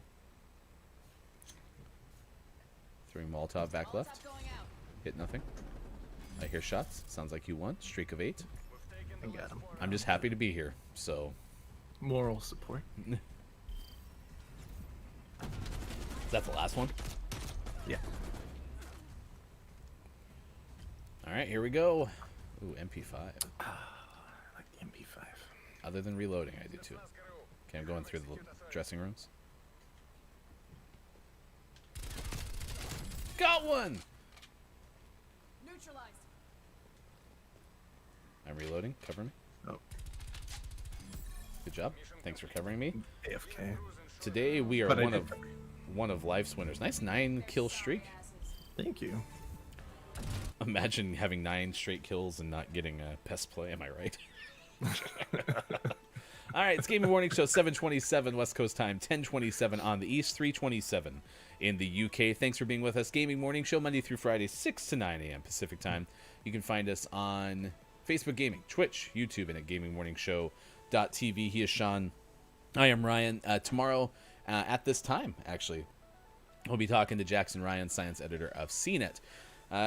Until then, we have to find something else to fill this time slot, so we do a top 10 list, or sometimes, as it is today, on Regifting Day, a top 8 list. This is from We would have done a top 10, but we regifted the other 2. Oh gosh, Sean, you're just too much. I'm gonna put this in our Discord so that you can get to it and watch with us. It's Colty. Hey, I Good morning, I Colty. was just talking about you, Colty. I was like, I want to see Colty. Oh, I don't know if this is gonna work. I put it in the general text. I don't know if you can get text chat, and I'll just copy it and throw it. Oh, you can? Nah, I got Okay. 8 items most commonly regifted during the holidays. Colty, we are asking those that have maybe been regifted or done some regifting, what you remember most about the gift that you gave away or that you received. So yeah, if you have any thoughts on that, you can throw it in this. This is Jennifer Zolman, 2015. So it's a little out of date, from the NewYorkDailyNews.com. That one went out quite a bit. If it ain't broke, give it to a friend is how this article opens. Also, much like daysoftheyear.com, which is where we found this topic of the day, quotes Seinfeld, or credits Seinfeld for getting regifting more popularized, but of course this has been around well longer. In fact, there at the time, 2015, there was a website, regiftable.com, and it lists proper etiquette tips. So if you don't want to run into a Hofbrew situation where you're trying to give a gift that someone else got you back to them, that might be a good place, if regiftable.com is actually still there. Who knows? Last year, and this was 2015, so in 2014, American Express did a survey and found that 3 in 4 Americans said that regifting presents was socially acceptable, and I do agree with that. All right, here's your top 8 list. Number 1, that same green candle that went around the world in just one day. At this point, I got to make sure I throw that in chat. Please don't let me forget, because everyone's like, what the hell is Ryan doing? But yeah, candles. A lot of candles get gifted, I guess, during the holidays, and I think it's because I think I'm making this up, or I've read it and regurgitating it. I think candles are that one kind of gift that people give when they don't know what to give someone. everyone likes a candle. Yeah, I think that's the assumption, right? Is everyone wants a candle, so why wouldn't you give a candle? So, that's the number one list on this list is the candles.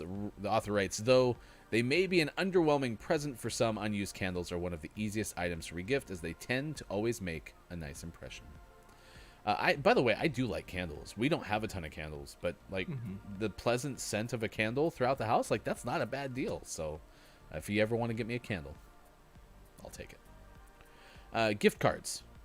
Generally find a regift and give away so someone can use them. Pro tip, just make sure the gift card has not already been used. Giving someone a gift card for the amount of like $17.23 might be a little odd. Bonus points if it's a gift card to a candle store. Ooh. Do they...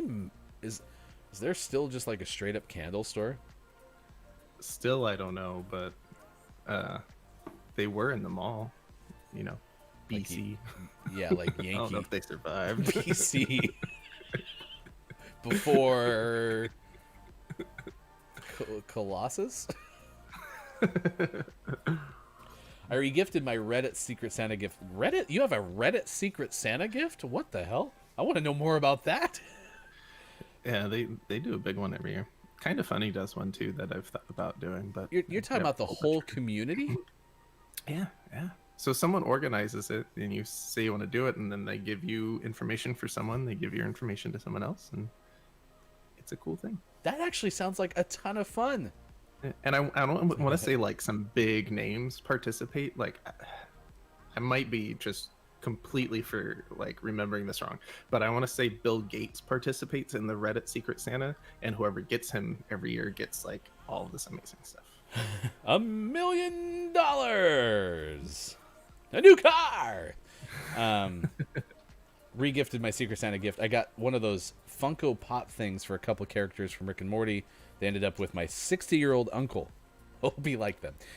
And uncle, if you find regifting taboo, I hope you're not watching Gaming Morning Show this morning, or else culty vibes spilled the beans.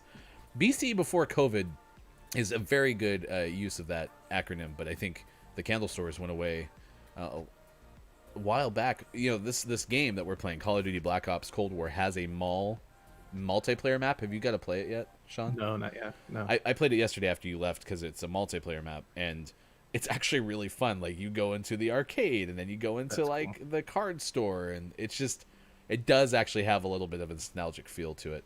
And then of course, like, the center is all this wasted space for a fountain. Like, just, you know, that could have been like 13 houses, but instead, you know, they put a giant fountain in the middle. So 7 years in a row. Snoop Dogg, Bill Gates, and Alyssa Milano, some of the celebs that Culty can think of. Well, that's a fun idea. I'd love to do that. Anyway, apparently not everyone is a fan of a toaster oven, but many people do give out houseware gifts. This is number 3 on this list of 8 popular re-gifted gifts. Many people prefer personal gifts, so when a houseware item is received, it can easily go through the re-gifting process. I also think that probably happens because some people already have something that they get. One of my friend Eric's white elephant gifts that he brought to the non-literal white elephant gift was a potato peeler, and it was a big potato with a peeler in the top. Clothing. That is also something that gets regifted quite often, especially if someone does not like the gift that they received. Bath soaps, shower gels, and lotions are on this list. Number 5. Number 6, fruitcake. Have you ever had a fruitcake? No. Fruitcake is that very common term of like, oh, it's Christmas time, someone's going to send out I've never received a fruitcake. And is it really that bad? It's cake. I think it's, from what I understand without ever having one, it's the fact that it's just really dense and dry. So it's not like a moist, fluffy cake. It's like compacted fruit and denseness. Well, I'd like that. I'm pretty dense.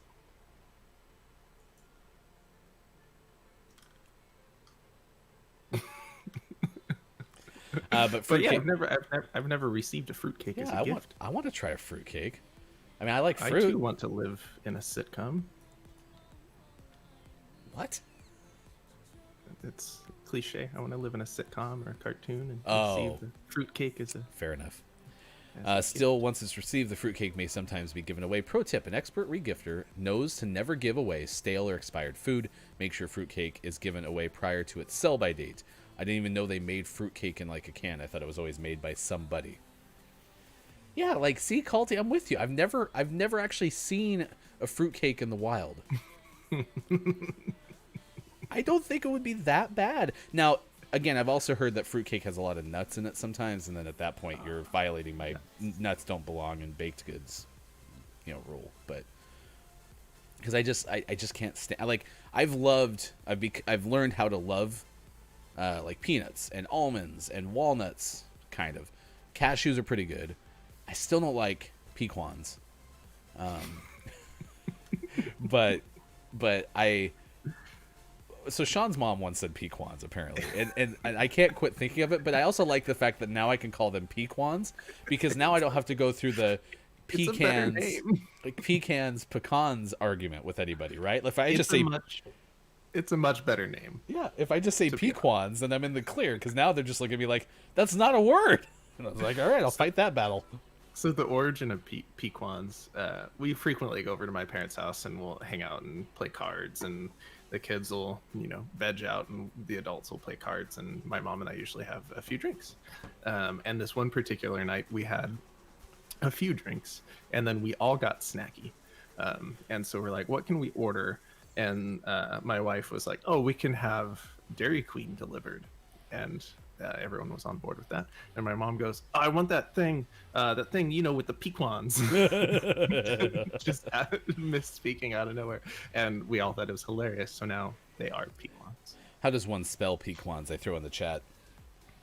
Oh, it's still spelled the same way? It's just a variable pronunciation in line with pecans or pecans. Okay. The w sound is invisible. Gift baskets are on this list, number 7 of the top 8 re-gifted gifts. Gift baskets, the wrapping is taken care of, the presents are inside. All you got to do is just hand it to somebody else. It's not a bad gift. Pass. And then number 8, booze. Okay. During the festive time of year, many people opt for giving out bottles of champagne or wine as gifts. This can ultimately lead to an excess of booze in your home. That is actually true, yeah. You end up getting like 6 or 7 bottles of something, and it's like, I no longer need it, so I'm going to pass it along. Or, oh crap, we're going to this party, we didn't remember to get a gift, grab one of the bottles of wine. Yes, I could see that happening, for sure. So, alright, that's your top 8 gifted, re-gifted rather, items according to the New York Daily News from 5 years ago. So, that was also BC Hofbrew. Re-gifted gifts. Typing, putting in the chat. Gonna make it fun. Gonna do it now. I have said paste. Please make it paste. Thank you. 7:39, 10:39 on the East Coast, and this 3:39 in the UK. Stick around. Later today, Copia is streaming. If Copia is already on, we will host at the end of our show, which is at 9 Pacific time. Of course, later on, you can check Copia out. COP1A. The 1 replaces the A, as I said earlier. Close enough. This happened in Compton, Southern California, 5 years ago. Sweet Pea went missing. Very sad. A Chihuahua named Sweet Pea left, didn't come home. And on Tuesday, KNBC television reported that Sweet Pea was reunited. This happened because of microchipping, which maybe, make sure everyone gets their dogs chipped. Sweet Pea appeared to have been well cared for during her long absence. There was no immediate details disclosed about where the dog stayed while away from its owner, but Ursula Lopez told the television station, "It means the world to me that Sweet Pea is back." The Inland Valley Humane Society found Sweet Pea about 30 miles away in the community of Covina. Nice job. What great patience. Ignore that list of the day. We're back to Sean not breathing whilst playing games. A tradition unlike any other. I don't know where that guy was going. He didn't even seem to turn towards me. Busy. Okay, now that I'm focused, I will get off the sniper rifle and go use my shotgun. That is clearly the better weapon. Nice work. Are you dead? Nope. I saw it from across the.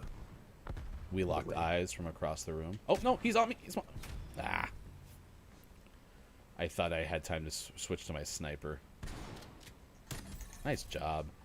Shotgun Sean, that's what we always called him in the Call of Duty days. Let's come around.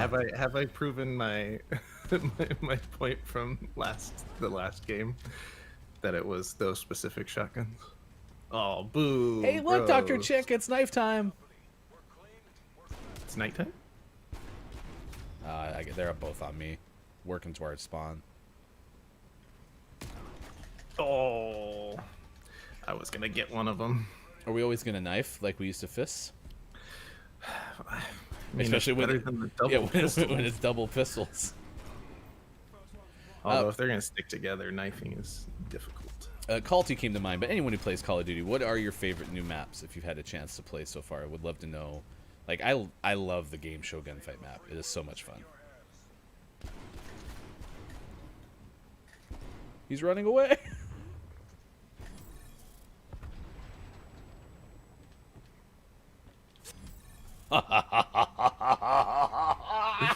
You're gonna love this one. It better be best play. He's stalking your prey. On the Nice fly, work. too. Love it. More double pistols? Come on. This game's broken. With Taking it fists? back.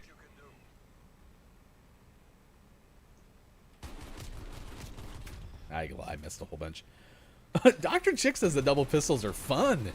hope Hashtag that's okay. disagreed. I don't think it is. Did you like that, Doctor? I was pretty proud of that play. I clipped it. Oh, yeah, I was going to try to get better at clipping things actually on Twitch, but yeah, it's only a 30-second run back. I like being able to play Raid again. Oh, I haven't checked that out yet either. Did you play a lot of either of you since you're jumping in?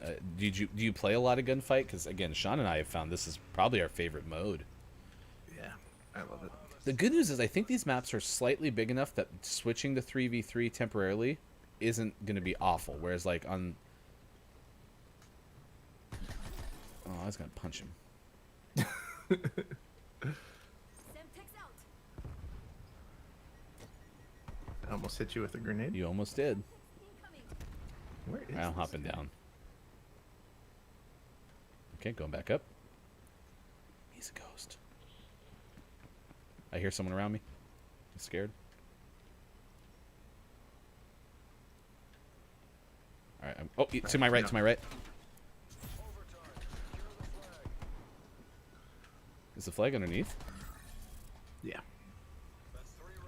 The flag is a lot slower in this one than in Modern Warfare, and I like it. Yes, I like it too. I like that it's not a panic fest to get down there. So what is Raid? It's a classic Call of Duty map that they brought back. Oh, gotcha.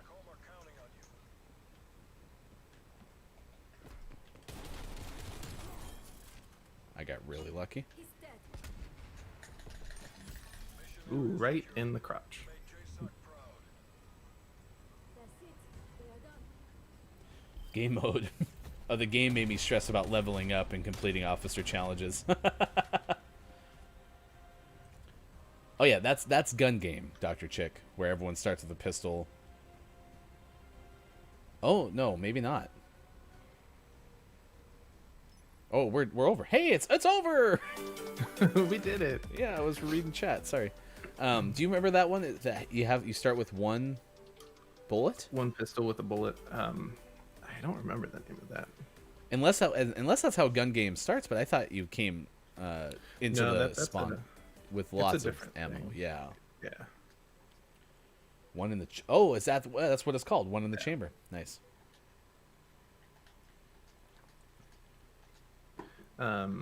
They need to add that I push one button and clear all of my green circles. Pick 'cause, game show. Pick game show. Pick game show. Pick game show. Game show. Game show. Game show. Game show. Game show. Game show. Thank you. Yeah, the green dots are driving me nuts. Oh yeah, yeah, definitely getting me too. I totally with you. I can't even stand it. So we are definitely both in the same way affected by that. So. All right, regifting is the subject of the day. We're asking you if you've ever been regifted. I did share my favorite gift that I've ever received from like a gift exchange, and that was getting like this Broncos. I'm gonna call it like a piece of art. I mean, it was just this reused cabinet door, probably a foot across by like half a foot down, and it was beautiful. I would put it on display in a heartbeat. I just don't have any space. I used to have a Broncos room back in the day. So sad I don't have it.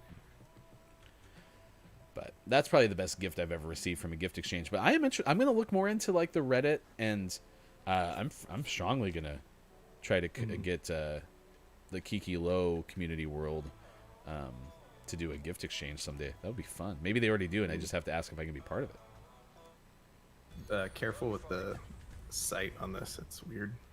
Oh, it's like a thermal. Yeah. And the AUG is a burst in this game, so careful. So the AUG is even more trash? Got it. They're both in their spawn. One's pushing middle. Okay, I got the one that was not pushing middle.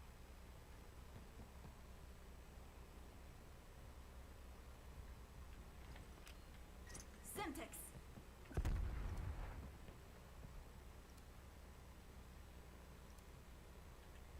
Popping smoke. Oh god, I hate smoke. Ah! I'm so bad with the AUG. Well, I do not like it in this game. He It was also, my favorite SMG in the last game, and they ruined it. also had cover, so that didn't help me. Assume all contacts are hostile. Oh, I gotta get Calty access to the links. Okay, one's back right.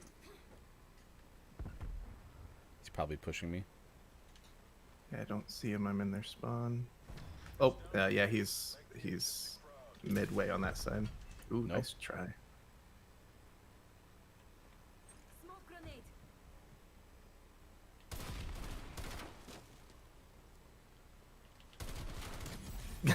Nice no scope. Oh Man, this is so hard. Remember when Call of Duty was easy? What happened? This reminds me of like I think it was Wreck-It Ralph where they go into a game and it's like Wreck-It Ralph's like video games used to be so wholesome. What happened? I think they're playing that like Halo knockoff. man. One's by the car. Oh, by the car. Okay, I chased the one across right to left and got shot by the one by the car.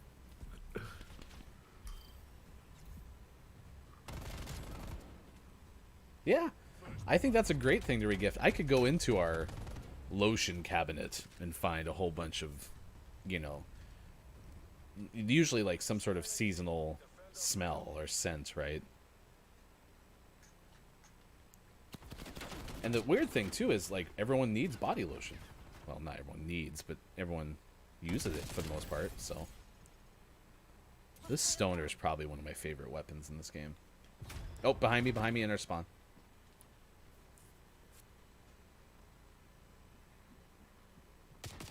Ah. Boo. Have you noticed on the side opposite the car, back in the back, there's a wheel like the Price is Right wheel? It's pretty cool. Yeah, I definitely figured. I wish you could go up to it and spin it. Yeah, I definitely figured this was designed to be the Price is Right studio. Which, I mean, it doesn't have big enough audience section. Otherwise, it'd be pretty close. Okay, right side seems to be clear. You're with me? I have a One's tomahawk. AFK. Oh, he's back. Nice trade. Yeah, you gave me the decoy tomahawk here. Oh, man. That's a bad day right there. Going into the show. Okay, one's he's over there. Oh, got me back. So good. He was playing for it the whole time too. Oh, and I gave away my position. Oh, we got another tomahawk. Fate of the free world is in your hands. Left alley looks clear. I'm pushing back.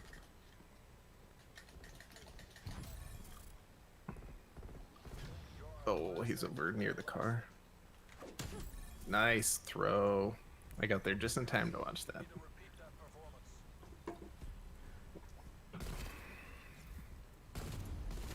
That was the best play. That was better than my tomahawk from like 30 feet away. Sure game. Like a refund.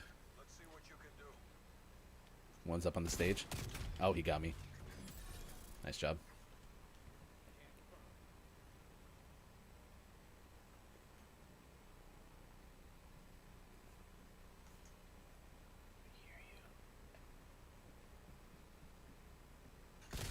Oh, he tomahawked. He was waiting for you.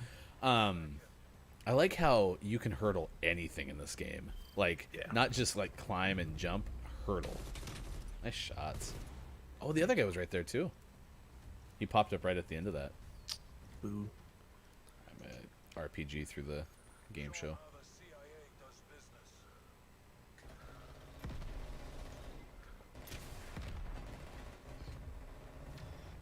I was surrounded. Well, that's unfortunate that the RPG hitting them can actually kill them. Deleted him. Nice work. That was the guy I shot at a bunch. Could you tell? No, you definitely hit him because I might have nicked him with a bullet. Nice work. Hostile male kill confirmed. he was like, uh-oh. Abort, abort. All right, we got sports coming up after this. The folks back home are counting on you. Nothing hit on the right. Concerned you're in a firefight. It's right in front of you. Thank you for saving me while I reloaded. It's just trying to survive. I almost had him lined up. Yeah, here. you sure did. Yeah, you heard him. You like this weapon, right? The bullfrog? Yeah, I do like it. Plus it protects you from the sun's rays. Semtex. Hit him with that grenade. Oh, he's in their spawn. Good Nice call out. work. What a comeback. We were down like 4-2, 5-3. That grenade helped because it hurt him enough. Then, yeah, you took him down, and yeah, that all worked out really well in our favor.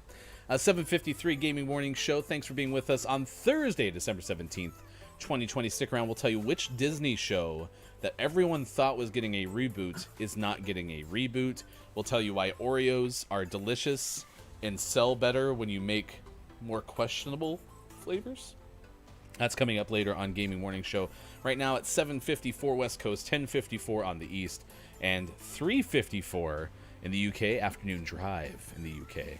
It is time for sports.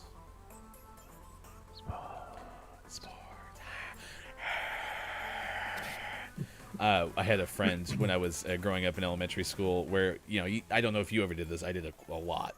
Where you'd pretend that you were playing in like a game or something. Maybe you had a friend. You're like, oh yeah, 3, 2, 1, he hits a buzzer. And he every single time would say something to the effect of, the whole crowd is breathing hard. Because everyone was like, I laughed. It was funny. I actually used to play, you remember NBA Jam? I used to always play NBA Jam. Like I had like a little hoop in my room, and I used to play I'd have a bracket, and I would play like an 8-team bracket, and whoever would win got their name on this ball. I think I did like 8 or 10 tournaments, however long they actually took. And I always had a kitchen timer. And so when you'd start to hear like the timers start to go like, the old school ones always had that little rapid build up right before they went off. It would be like tick, tick, tick, and they'd be like tick, tick, tick, tick, tick. Okay. Good talk. You're so cool. Sports. According to Associated Press, NFL owners have delayed the decision on implementing a 17-game regular season for 2021. They said this in a teleconference on Wednesday. Lengthy discussion, the commissioner said, we did not take any votes with respect to committing to do it. They said scheduling formula for a 17th game was approved unanimously, but did not immediately provide details. I am really upset they're going to 17 games only because their schedule design is so predictable and so almost perfect that I hate the fact that they're going to add one more game. I hope that the 17th game, the way it changes the formula, is also just as predictable as the way the schedule 16 is just such a good number. Yeah. And I feel like it's that perfect sweet spot. And it doesn't feel like, oh, the season is too long, you know, like 16's so good. And with preseason games, 16 season games, postseason, like, I think they're flying too close to the sun. Drew Brees has been designated to return from the club's injured reserve list. Brees, you know, got a little hurt. You know, he's like 48 years old, and he only like fractured like 13 of his ribs. Come on, get out there, man. Had a punctured lung. Oh my gosh, he really Rub either some wants dirt on it. Jeez. Yeah, get back out there, drink some water. I'm assuming like he either really wants the touchdown record or he really, really likes this game. Also, though, I think Breeze is really in that tough spot because he's only won the one Super Bowl and has only ever been to one Super Bowl. And with quarterbacks, you have to win two now, or else everyone's like, yeah. Isn't it sad? But it's true. This guy's gonna get himself killed. Oh my gosh. NBA on Wednesday said only one new case of coronavirus is found in results from over 540 players since December 10th. They're getting set to have the regular season. I think December 22nd or so is when the NBA starts back up. And Virginia Tech is ending the nation's longest bowl streak at 27 years. The Hokies coach Justin Fuente said that they are bypassing the postseason, ending their pandemic hit season at 5-6. I think this year even 5-6 teams were eligible, you know, losing records because of just trying to fill out bowls. Although I think there was only like 12 bowl games or something. Yeah, it's a weird year. There's just a whole bunch of places that can't play because of locations and all that stuff. Mm-hmm. But we'll see what happens. All right, Culty, we'll see you when you get back. It is 7:58 on Gaming Morning Show. You can find us on Facebook Gaming, Twitch, YouTube, and at gamingmorningshow.tv. Big thanks to DasonX for giving us a follow on Twitch. You can as well. He is Sean, I am Ryan. Next hour, we'll have our Gaming Morning Show Morning Gaming Renews. Take a look back at the headlines of the day. We'll talk Oreos. We'll talk Disney reboots being canceled. And if the community is interested, we'll play some community games with some photo complete. Or maybe we'll have some trivia for you next hour. I don't know. Kind of feeling crazy. Let's see. See what's up in the air. Who knows? You know, beer of the day, we'll recap that too. We have a whole bunch of good stuff coming up, so stick around with us. It's Gaming Morning Show, Thursday, December 17th, 2020. Thanks for being with us wherever you may be.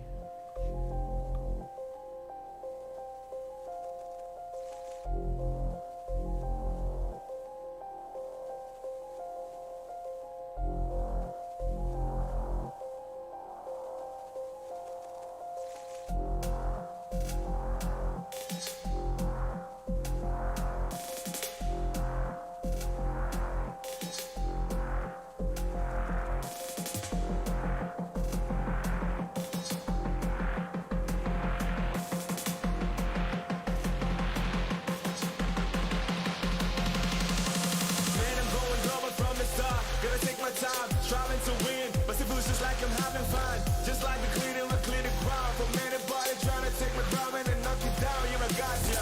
I'm heated up, never had a feeling of giving up.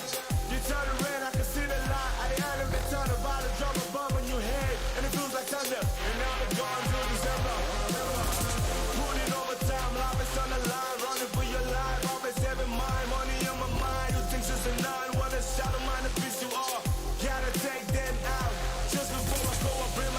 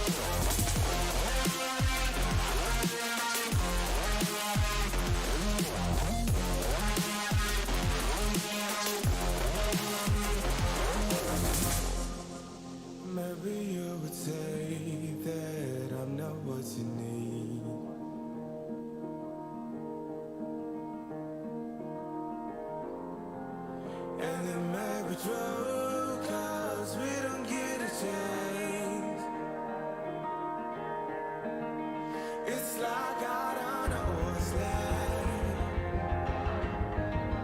Baby, I would never take the way you choose all the green. But it won't survive, never wanna let it go. It's like we're just stuck again. It's like we're just stuck again. It's like we're just stuck again. It's like we're just stuck, it's like we're just stuck, it's like we're just stuck, it's like we're just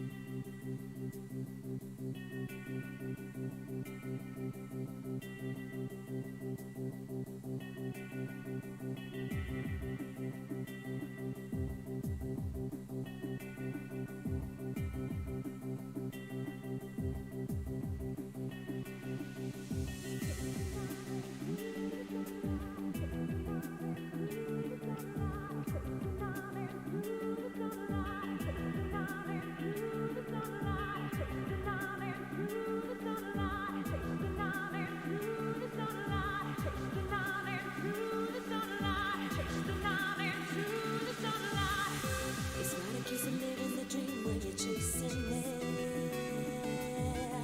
You play the part you wanna succeed, but you're losing it.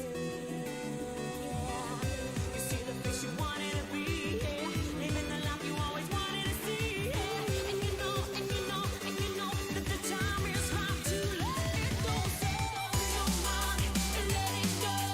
Chase the night into the sunlight. Morning Gamer, Thursday, December 17th, 2020. Thanks for being with us on Gaming Morning Show. I am Ryan, he is Sean. You can find us on the Twitters as well. Sports Doc Gaming, I am Hefty Goof. We are Watch GMS on Twitter. One more hour left with you on this Thursday, talking about Re-Gifting Day. Apparently, it predates everything, including Seinfeld. People have been giving back gifts to other people for ages. I remember it. Since the Egyptian times. Yes, that's Don't exactly you what I remember was. those regifting hieroglyphics? Yeah, it was in the caves right next to some of the other images of the day. Wallstormer is here. Good morning, Wallstormer. I saw Nintendo nerds pop in just a second ago. I'm going to give Nintendo the shout out, which is probably going to go boom, boom, boom, boom, boom all over the chat. Ah! But it was fun. His art stream yesterday, back rolls. They do a stream usually on Saturdays. I'm sorry, on Sundays. Him and Mac, they play some Rocket League, and they just added art, and it's so fun to watch. It's so good. It's so good. It Bob Rossed me to sleep at one point last night, and it was great. I will say too, back rolls I think has kind of an ear for music. because the Yeah, I music really enjoyed all selections are good. The music was top notch. Yeah, I started watching it when I was, working on some stuff around the house, and then it was still on, and I laid in bed, plugged in my phone, and I was just laying there watching, occasionally getting on and chatting, and I just like dozed off to sleep. It was so relaxing. I just threw in a Telegame 2, another community that is incredibly a joy to spend time with. That is Wallstormers community. National Maple Syrup Day today, Wright Brothers Day, and Regifting Day. So we're asking you, have you ever been regifted? Have you ever regifted? One of my favorite ones so far was Hofbrew saying that he attempted to give a gift back to somebody, not remembering that it was that person's gift that they gave to him. Oh, it's so good. I don't know. Would you be like embarrassed in that situation? Because I would have no problem with it. I'd be like, oh, I made a mistake, but sorry. I would have to cut all ties with that person and never talk to them again. I'd be so embarrassed, and I'd just be awkward around them for the rest of my life. So that would be the end of that friendship. So if I ever want to get out of this relationship, I just gotta have you re-gift me something that you've given me before, and hopefully that's even stronger than the fact that we're brothers-in-law. So that's gonna make some Thanksgivings real awkward. Woo! Why don't you guys get together? Thanksgiving this Thursday. Well, I signed up for a thing. Yeah, I had a thing. I gotta I'm go to the working. thing. You're a doctor. Yep. I'm working. Well, we decided that there were some emergent cases, so we're opening on Thanksgiving. It's a critical thing. They have to run away. It's critical. I got to go do some things and stuff, and just run out the door. Yeah, you Nintendo and Wallstormer, you guys need to work on your programming schedule. You were competing for the Wednesday night time slot last night. I couldn't watch both at the same time, but honestly, you both were also on so late for me. I was already in bed because I was up till 1, or I woke up at 1 in the morning yesterday, and I was so tired I slept till 5 in the morning, which for me is pretty late right now, at least. So it was a big Wednesday. Let's put it that way. So. We are talking about regifting, like I said, Maple Syrup Day, which honestly would have been a fun topic. I wanted French toast last night. That sounded really good, but we didn't end up having it. I think we had something else. I can't remember. Oh, tortellini. Ravioli. That's what it was called. So, yeah. If you've ever tried any of the more novelty-based Oreos, there's a reason for that. We'll tell you about that coming up in just a little bit, but I will pay off the Disney Plus thing. If you were really looking forward to the Lizzie McGuire reboot, I'm sorry to tell you that it is officially dead. Now, this according to an Instagram post from Hilary Duff, who was Lizzie McGuire back in the day. This is from Ian Carlos Campbell of The Verge. Hilary Duff says the Lizzie McGuire Disney Plus series is officially dead. It was going to feature an adult Duff reprising her role as Lizzie in her 30s, navigating a career in New York and dealing with more adult themes. Duff wrote, "It's been an honor to have Lizzie in my life. I know my efforts and conversations have been everywhere trying to make work, but sadly, and despite everyone's best efforts, it isn't going to happen." I think they had a couple of them in the can, or they had started filming a little bit, and then it stopped in 2020, like earlier this year, like January. Disney said there were differences in creative direction. It sounded like a pretty big drama pool that people were swimming in, and so they got out of it. So, Yeah. Sorry. This is the one that's not going to happen, which I'm pretty amazed by, because it seems like every reboot's been happening. So, Yeah, and I still wouldn't put never in there, because how many times have we seen either someone on the creative team or someone in the talent pool come out and say, there's creative differences, this is never going to happen, and the next thing you know, like, that leverages them working it out. Like, I wouldn't be surprised if this turns around at some point, but sad that it's not going to happen soon. Yeah, and I didn't watch many of the Disney original series, whether it was Lizzie McGuire, which I think had at least a chance to be closer to when we were, kind of young. I don't even know, like, how old was I when Lizzie McGuire was out? I think we were just a little too old to be into that. And that could be why, is it just never hit my wheelhouse. I hate streaming at the same time as other lovely people. I feel you, Nintendo.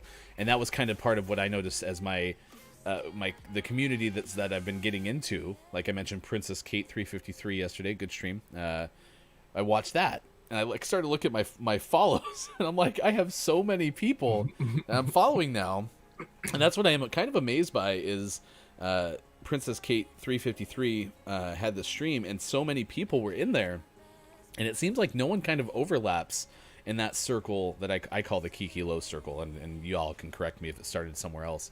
But Wallstormer and Nintendo going at the same time yesterday, I was so sad because I love both of those streams, and they both provide a very calming thing, which is helpful for me. Watching Nintendo paint for a little bit was fun, and then I ended up just hopping in the IntelliGame Discord and saying hi because I wanted to interact, but I just was so tired, so I went to sleep. But I definitely watch IntelliGame usually streams on Saturdays, the one I catch around noontime Pacific. So if you have a chance to watch it, regifting seems like such a good idea conceptually, but I can't bring myself to do it.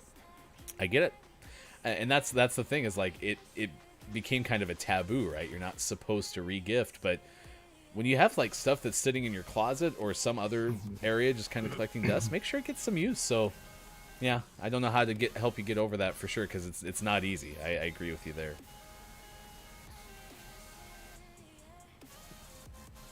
Jackson Ryan tomorrow at 7:25 a.m. Pacific time. That is our guest, the science editor at CNET. We're going to talk about the climate impact potentially coming out of next-gen consoles. So be sure to tune in tomorrow, 7:25 a.m. Pacific time. We'll talk to Dr. Jackson Ryan about that. It's Gaming Morning Show, 8:12 on the West Coast, 11:12 on the East, and 4:12 in the afternoon UK time. We'll have our Gaming Morning Show, morning gaming news coming up later in the hour. Re-news, I should say. Some of the out-todays include Gems of Magic Lost Family today, Outbreak Last Hope, and Abyss of the Sacrifice. These are all Switch games out today. Do you want to share the beer of the day? I do. It was from Deluxe Brewing Company out of Albany, Oregon, and it's the American Barley Wine craft beer. This is from an advent calendar we are kind enough to receive from our buddy Ron, and it's from Corvallis Brewing Supply in Corvallis, Oregon. So a lot of Pacific Northwest beers in this lot for sure. And that one is a tall bottle. Yep, full pint, 10% alcohol by volume. They love themselves. They love themselves some barley wines, though. Man. Yeah. Well, it seems like they were trying to get a good variety, including like some, special brews. And I think a lot of breweries do these barley wines for celebratory purposes. I'm really excited about the anniversary edition of Black Butte. That's gonna be so good. Yeah. We got like a 30-second or something like that, right? Yeah. He's on my dead body, back in our back right spawn. You shot him. I was chasing him. Jason Bourne. Jason Bourne? What? Nice shots from across the room. Yeah. These terrible double pistols. Eyes lock from across the room. Feel the beat as a rhythm boom. Sorry. Lonely Island. Weapons free. You are clear to engage. What's the other option? Fists. Okay. Good talk. Thank Stole you your for kill. saving my life. I like how you found the positive spin. I'm like, I stole your kill. You're like, you saved my life. Okay, I'm on the other right side now.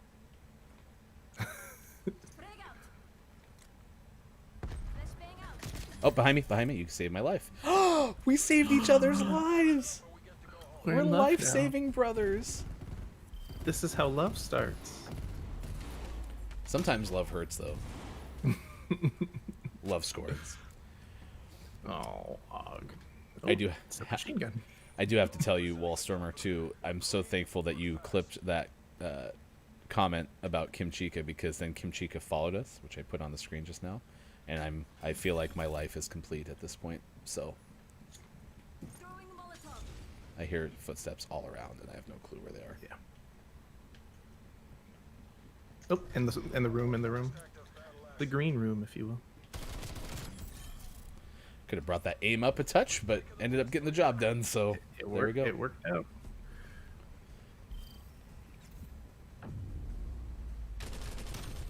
Ooh, my right knee, it's gone. Right as you were jumping, too. All right, here we go. Going to the right. Gonna look for things. All right, how's everyone feeling? Anyone want to play some Coming to photo you. complete? The other guy's behind me, I'm pretty sure.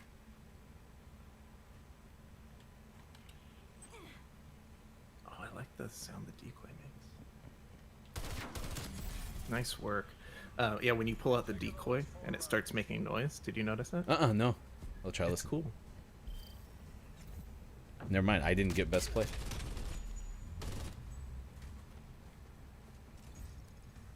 Yeah, next time we have decoy, pay attention when you pull it out. Defend our freedom.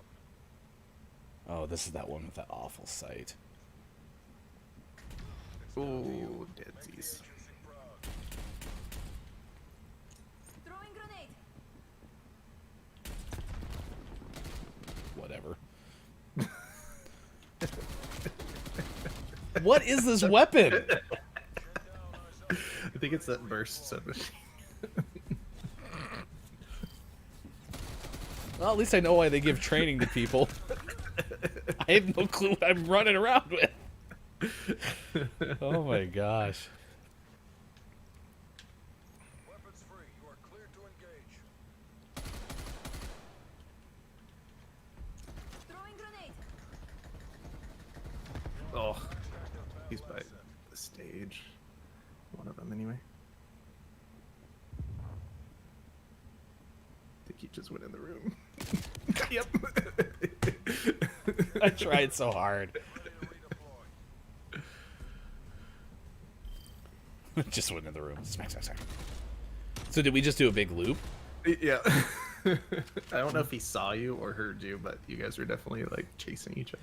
I'm gonna go in the center because I feel like I haven't done that yet. I don't see anyone running to our right, but someone's shooting at me, so clearly someone's there. Oh, they're both on me. Both on me. Back room. Yeah, he should be in that room.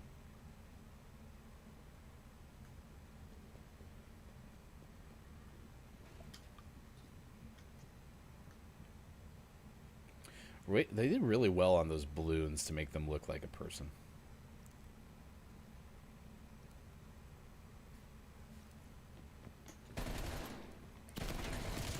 This is definitely my favorite map. I like this map a ton. I like this map a lot.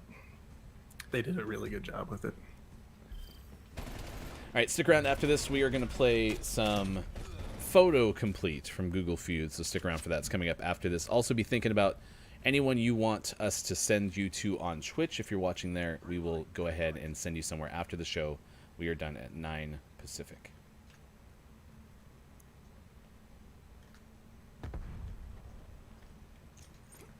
Behind one? Oh, he ducked underneath me. Nice play. Nice shot. Nice shot. Do you not feel good about that one? All right. Gaming Morning Show, thanks for hanging out with us. He is Sean, I am Ryan. As I just said, we are available on Twitter as well. You can find us there. A couple of the birthdays that we had earlier today. Bill Pullman turned 67 today. Ernie Hudson from Ghostbusters. Goatbusters. 75. Yesterday on Princess Kate's stream said Goat Busters instead of Ghostbusters, so I made a Goatbusters logo, which was pretty fun. What was I singing earlier? Busters.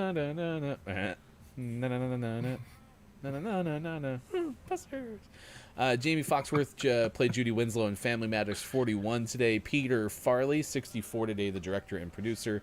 Actress Laurie Holden is 51, and Sarah Paulson turns 46. Just some of the birthdays that we had this morning. And then this day in gaming history, KB Toys quit selling Night Trap in 93, 99. Infogrames Grams of France announces it would acquire GT Interactive Software. 2009, Square Enix released Final Fantasy 13 for PlayStation 3 in Japan. And in 2011, which this brought us to Dr. Chick talking about the Vita quite a bit. Hashtag Vita expert Dr. Chick. Japan got the PlayStation Vita, and it launched with 26 titles and 3G wireless for an extra like $65, $75. So, not bad. Love FFX. Final Fantasy 13. Thank you. I was sitting there like, I know that. I gotta look for it. Gotta look for it. I thought those were exclamation points. No, it's not your fault. It's my fault. Oh, that makes so much sense now. Okay. No, so on this screen, I looked at him quickly. I was like, oh, those are exclamation points. I love FFX too. But isn't that the I think FXX is Fox's like 13th extra network or something that they have that like Always Sunny's on or something. Yeah. You didn't play much Final Fantasy, right? No, not my jam. And see, and this is what I'm talking about. Culty agrees with you. This is again why I love Wallstormer's stream and Telegame, because I love watching other people play those games, because I just have never gotten into them. But watching other people play them, they are so well done. They are so much fun to watch. It's just that I can't concentrate. It's a concentration thing for me. That's why I play whatever we just played, Gunfight, and it lasted like for 4.5 seconds or so. Hey, Sean, I'm Ryan. 8:22 West Coast time, 11:22 on the East. It is time to play a Google Feud. If you've never played with us before, we play now Photo Complete, because it has tended to leave us happier at the end of the show than that of regular Google Feud. So these are the most searched photos on Flickr, and we have to guess what they're looking for. So in this case, American, when you search that, you find this bird. When you search gods, you find what appears to me as a temple. So that's a pretty good example of kind of how crazy this can get at the beginning. All right, we get 3 skips, and our highest so far is 19,000 points. We probably won't play this all the way up to the top unless it's going well. So this is what you have to figure out. We have a 1-minute timer before Sean and I jump in, so hopefully everybody can get their guesses in. The category is books, and it is that picture for the next picture. We have Water for Elephants coming in first. Bong. Have you ever heard of the book Water for Elephants? Mm-mm. I think that's a safe bet. Sounds good to me. Water for Elephants. Okay, now Nintendo's always got to give us the plot, because I don't think, if I've heard of the book. This is music. I think I already have this one. Blank over blank blank. Got Bridge Over Troubled Water from Nintendo and Wallstormer.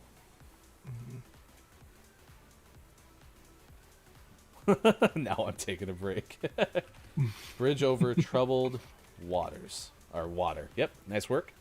Reset the timer as we move to number 3. This one is movies. Blank in blank. Try to zoom in a little bit on that right side picture. It looks like a broken image to me. Like, it looks like it rendered wrong. So I don't exactly know. I don't know. All right, this is movies. 29 seconds left. Like, maybe that first one I got an idea. I want to wait till the timer's up to give everyone a chance to hop in. It's movies.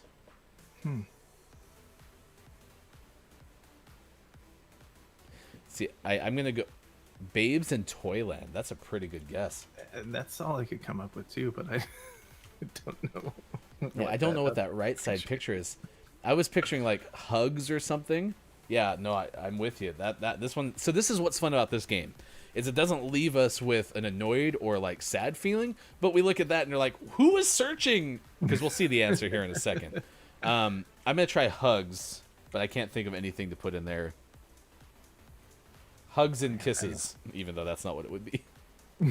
Are you good with a skip? Yep, I have no idea.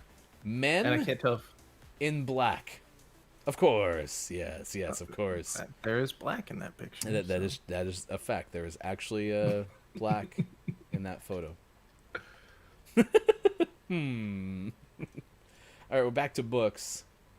The blank with the I think this one's gonna be pretty quick. Well, yeah, that's what I'm saying. Like, you have to think as almost abstractly as you quite possibly can. I'm just gonna be silent because I think this one's gonna get picked up well before the timer is over. Mm-hmm. There it is. There it is. Culty and Nintendo nearly simultaneously. The girl, because I added a Q into it. The girl with the dragon tattoo. What?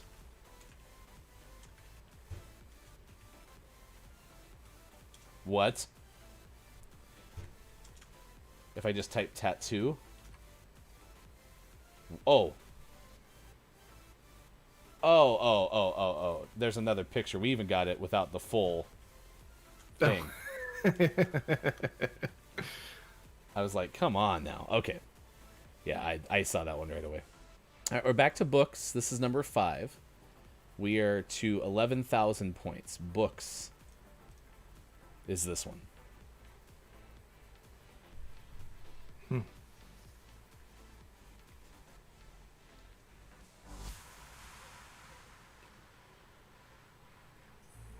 Nintendo, I got nothing.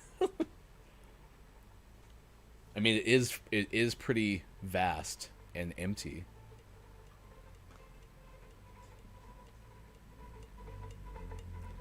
Maybe it's The Rock. Welcome to The Rock. If that was Days a and novel, X. And you can help. Go ahead, Sean. if The Rock was a novel before a movie, I would totally read that novel. So Days Next, tell me first off if I'm saying that name wrong, but that's how I read it. Thank you for following us on Twitch yesterday, and yes, you have that on good intel that we are looking for the name of this coffee from Georgia that Copia told us about yesterday, because if you've never been here before, Sean and I, we love our coffee, and we would love to know what coffees we can bring to the show. We're not necessarily asking anyone to send them to us, but we are asking for some leads, if you will. Mm-hmm. This is GoogleFeud.com's photo complete. So these are real images from Flickr, most search images on Flickr, and we have to try to guess what they're looking for. This is a category of books. Do you have any guesses whatsoever? I got nothing. I think we got stumped on this one. This was Treasure Island. Because look at that left side picture. If anything screams treasure, it is stones leading into a potential treasure trove. All right, number 6. This one is phrases. Oh, yeah, I got this one. Don't worry. If anyone else gets stumped, Big Guess Ryan's here. That's what they used to call me in high school. Big Guess Ryan. Big Guess Ryan. That's how I completed all my tests. Big guesses. Big Guess Ryan. There we go, Culty. Bring it. Bring it. Skeleton in the closet. Oh, it is skeletons in the closet. Nice work. You were exactly right. It kind of looked like the building in Indiana Jones and the Last Crusade. So maybe treasure was within reach. Oh, we got one of those ones that didn't load correctly. So we got to skip it. Planet of the... We'll never know! We'll never know what they were looking for if only there was a well-known movie called Planet of the Blank. Oh, It's Planet of the Loading. Planet of the Loading. Yeah, we don't get credit for those. You're absolutely right. It's just unfortunate we didn't get the picture. Okay, music. Fair.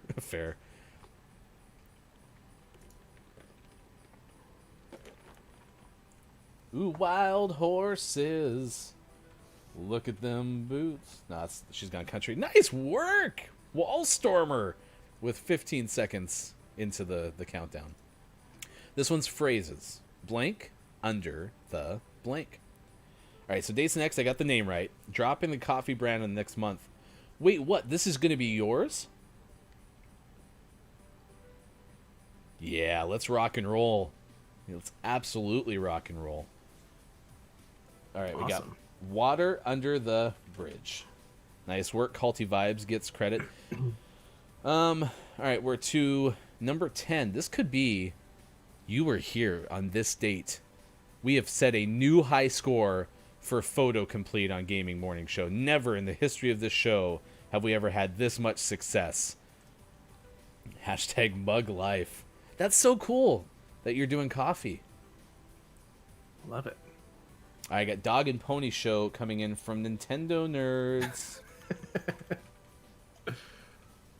Yep, of course, cat ears for Pony. That's exactly what I would have thought of. Yep.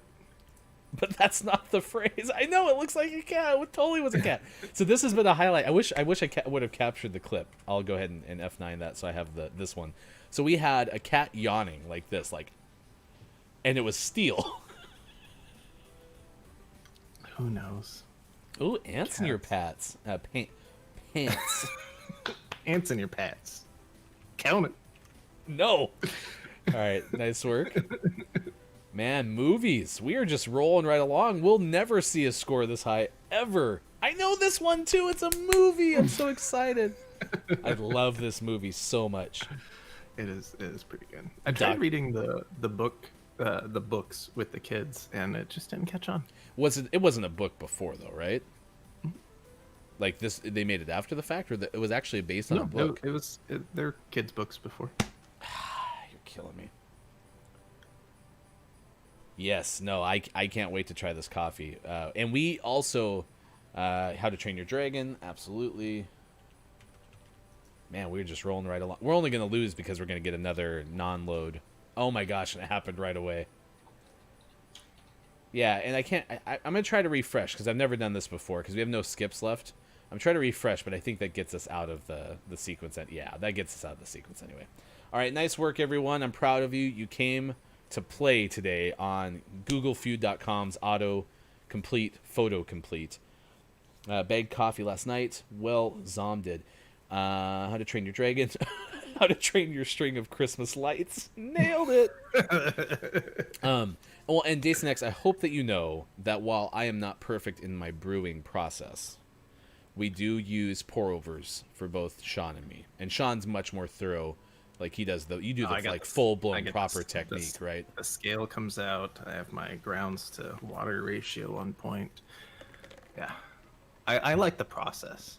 Like I could just throw some grounds in there and pour some water over it, but I like the process of getting the water to a good temperature and measuring everything out. Like that whole ordeal is relaxing to me.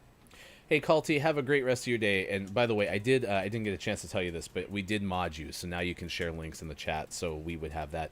If you want to check out Culty Vibes, host of the 45th Parallel podcast, Restream is sending you way too many messages right now to remind you how to find that podcast. Also, twitch.tv/Culty Vibes, the fancy stuff.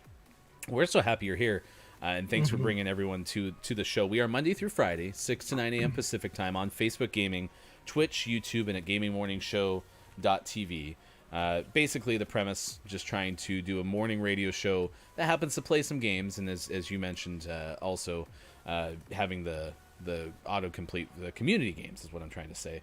Sean is a expert of everything, a doctor, and basically if you need your sink fixed or you need a ramp built or you need your spleen fixed, I mean, he'll just take care of you. That's what he does. So, and I talk good sometimes. Ants in your pets. Never got one of those. Oh, it's up to 49 now with ants in your pets. 49 on the mispronunciation calendar for me. I'm one of those people who apparently can handle talking in a public forum, but is so bad at phonetics. That's kind of my calling card. I don't know what my spleen does, but I could always use a good fix. So if you didn't know what the spleen is, I'll take this one, doctor. Okay, the spleen is where everyone gets shot in Call of Duty. That's the bottom line. Shot him in the spleen. We've been doing that since Gunfight came out, for no reason. I don't even know why it started, but we just shoot someone. It'd be something obscure like in the bottom of the foot. We'd just be like, "Ooh, right in the spleen." Right in the spleen. I think that's how we justified them dying from being shot in the foot. Is that's what their spleen must be. Tomorrow, you can see it in the middle of the screen. We're going to have Dr. Jackson Ryan on, science editor from CNET. We're going to talk about the climate implication of next-gen gaming consoles, and see if different types of games affect it too. Like if you're playing a online game like Call of Duty Black Ops Cold War, does that use more energy than, say, a game that's a single-player game, or even indie games, which I'm interested to ask that question, because I think that's another great point of, if you're playing some indie games, what a great reason to as well, because it's helping with the environmental impact as well. The big invisible glitch. You don't even see who shoots you in the spleen anymore. I haven't seen that. Like, I haven't run into that. the person's just not in view. Oh, that's rough. That is rough. Yeah, and then, so this is the kind of premise. Like I said, 3 hours every weekday morning on Facebook Gaming, Twitch, YouTube, and at gamingmorningshow.tv. Stick around. We'll have our Gaming Morning Show Morning Gaming Renews coming up here shortly, probably about 15 minutes from now. The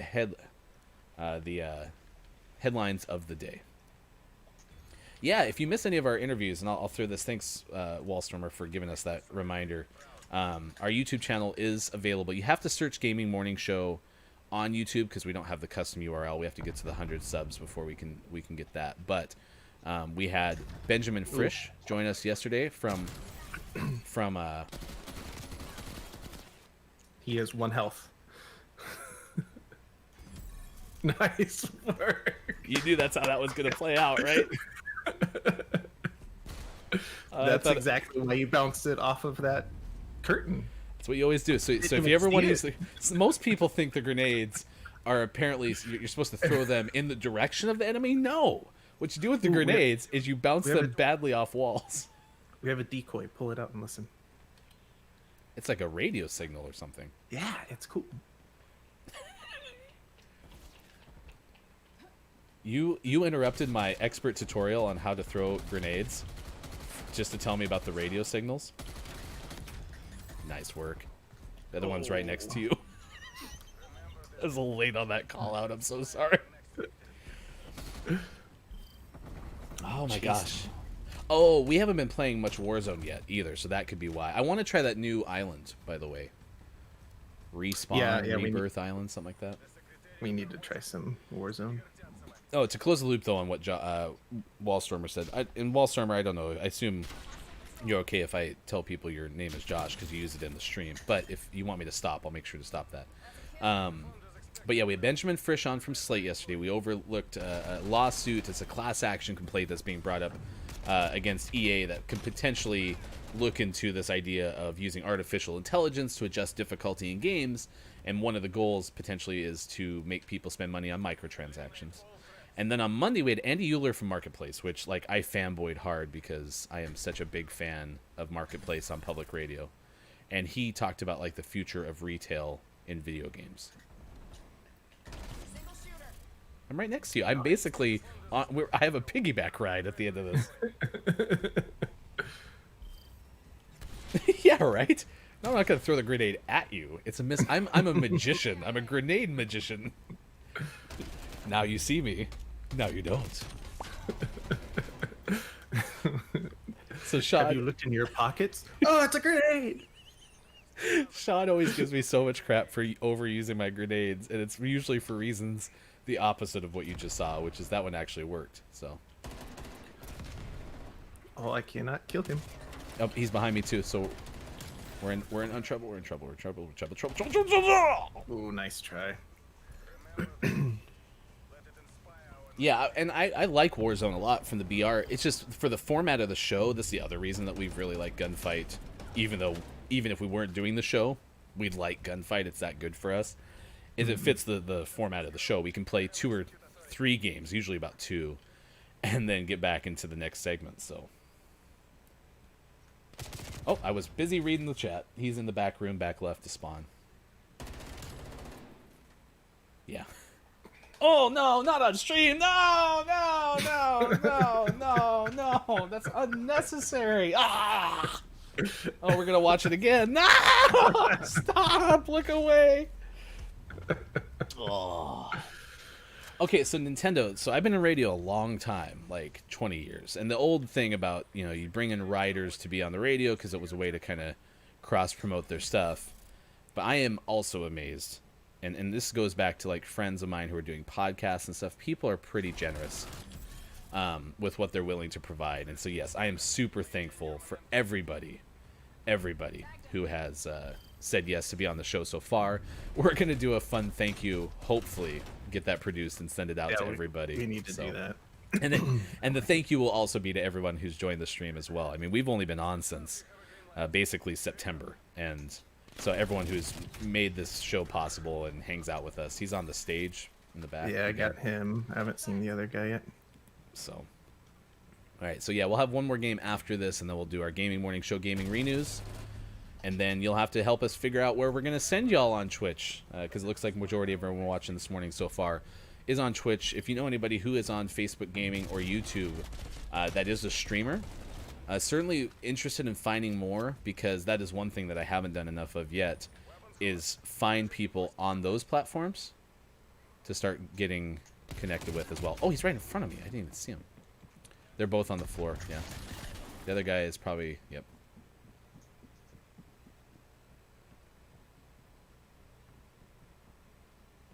Nice job.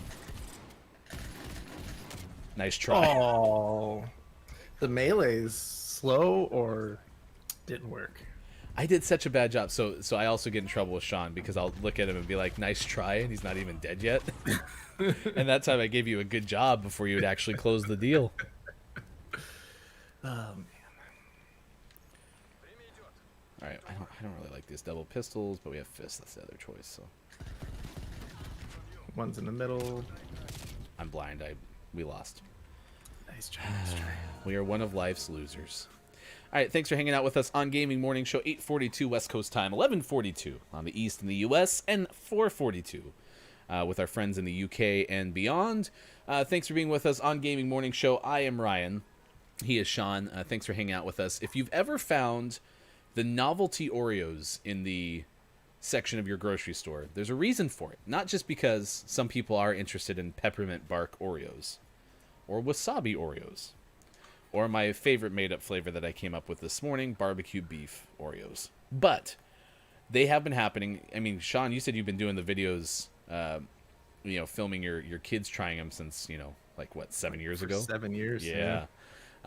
So, with that in mind, they clearly have a reason for still existing, and people still get them. Well, the New York Times, Jonah Ingle Bromwich, decided to figure out why. So they asked, why does Oreo keep releasing new flavors? And long story short, it's basically because the sales of novelty Oreos spark interest in regular, classic Oreos. It seems that as sales were up 12% for novelty flavors, sales of the classic were up 22%, according to Nielsen. The interviewed Justin Parnell, the senior director of the Oreo brand, and he could not even reveal the team's name because there's a team of people who come up with the Oreo flavors. So if you've ever sat there and were like, man, I want to invent Oreo flavor names and flavors themselves, you could also come up with a name, I guess, but probably have to start with the flavor. It's apparently so secretive, like the guy couldn't even give out like the name of the team. Kind of crazy. So anyway, that's the story from the New York Times. I'll link that in the chat so y'all can find that as well. That's from the New York Times. And we won't have time to get into this, but Death Stranding, right? That was the game from Kojima. Mm-hmm. That's going to make an appearance with some cyberpunk themes coming up here on PC. So if you were interested in having some of that in your Death Stranding game, you can. Yeah, so Nintendo apparently, the Asian market gets all of the like really crazy ones, like wasabi, and they had another, I think it was like hot wings or barbecue wings or something like that. We don't get those super outlandish ones here, which is sad. We got in the chat, what if I brought your Java hype shirt? I was checking out you have a Java hype shirt? I love it. Sean, for the longest time, was using a big coffee mug that had the caption, help me. Mama needs some coffee. Mama needs some coffee. So Gamer Needs Some Coffee might be some of our merch in the future, too. So Yeah, I stopped using it because I stopped waking up early enough to make a giant pour over. And so now I usually just default to the quick Keurig coffee because it's better than nothing. And so I stopped using that cup. I need to go back to it. Nintendo saying there's cursed Oreo flavors. Could you imagine, like, yeah, if this team that is making these flavors, they make one that like completely shuts down the novelty, like they do one that's so bad that they're like, we'll never make that again, and that was the end. Pepto-Bismol Oreos. I could actually picture that, like Nabisco gets bought by like Procter and Gamble or something. Yeah, well, I guess maybe Monday. I'm gonna bring back the Mama Needs Some Coffee mug Monday.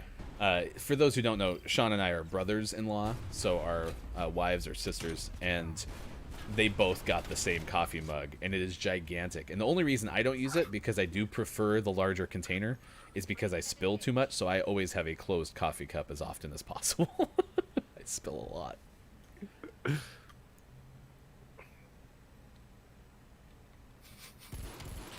Mayonnaise Oreos. Ugh. Mayonnaise is bad to begin with. I'm in their spawn. I'm concerned for my life. I think someone's following me. Someone's following me! They're in their spawn, going our right. Opposite. I would no. get Yeah. I would get your back, but apparently I'm not with you.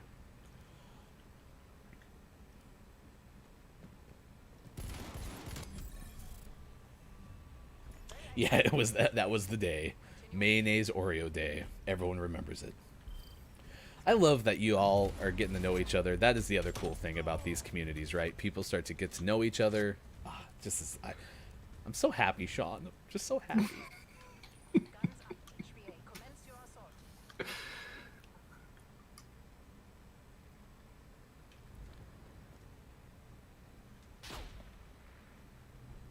He's right in front of you. No, it's not. Oh, I got assassinated nearly. So one's in our spawn, one's in their spawn. There's I don't have a spawn. Yes, yes. Corner yourself. The strategy. Ah, crap, it's gonna work. So, Days Next, how did you get into coffee? Like, have you always been like an amateur roaster, and then that was the best play? The guy who walked up to me and shot me in the side. Because I used to do a job that required me to go to different like industrial businesses, but I also sold stuff to a coffee roaster, and it was so fun to see the process by which the coffee was made. Because, you know, before I just assumed that it happened, but then I was in the room where it happened, so. Yeah, and that's the thing, too. The only reason that we want to have we're kind of going a little more wide than narrow, that there's an absolute very good chance that our strongest community will be built in the Twitch world. We just don't want to exclude ourselves from bringing on, like, a YouTube person who's doing some cool stuff. Or making an impact, or someone from Facebook Gaming who's making an impact too, because there's some exclusivity that goes with, you know, going partner or affiliate and all those things. So, I thought I had him. I knew he was there. But yes, no, I agree. There's a community building aspect that maybe. I thought that was you. That may be, you know, completely unmatched. So.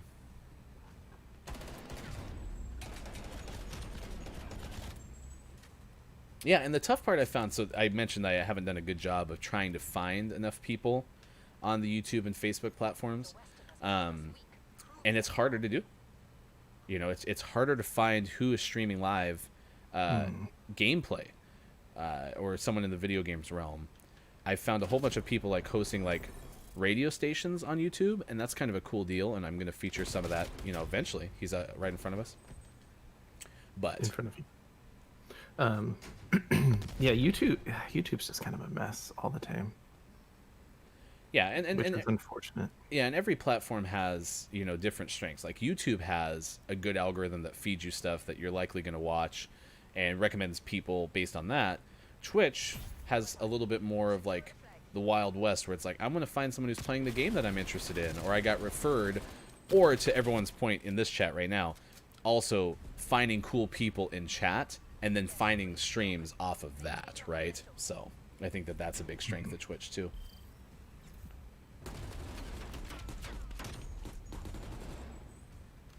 I come from a generation of coffee lovers, so I decided to finally create my own blends. All of the blends are game related. That is so cool. That is so cool. I can't wait to try it. And yes, if you are kind enough to send us some samples, we will definitely shout the name from the rooftop. Ah, I thought I had him. It's like the longest game of gunfight we've ever had. It wasn't too long for me. Oh yeah, and Nintendo has some pretty extensive experience doing the YouTube run for sure. And that's where like Sean will help us out when things get a little bit more non-pandemic-y, because there's a lot extra time demands. But Sean actually really enjoys editing, whereas that is not my strong suit. I love live and in the moment, and you know, kind of making it up as you go. I am not good at editing. Yeah, in the future when when the kids are in school, especially days where the kids are in school and my wife is working or sleeping, recovering from working the night before, it's going to be amazing all the time I have to work on what I want to work on.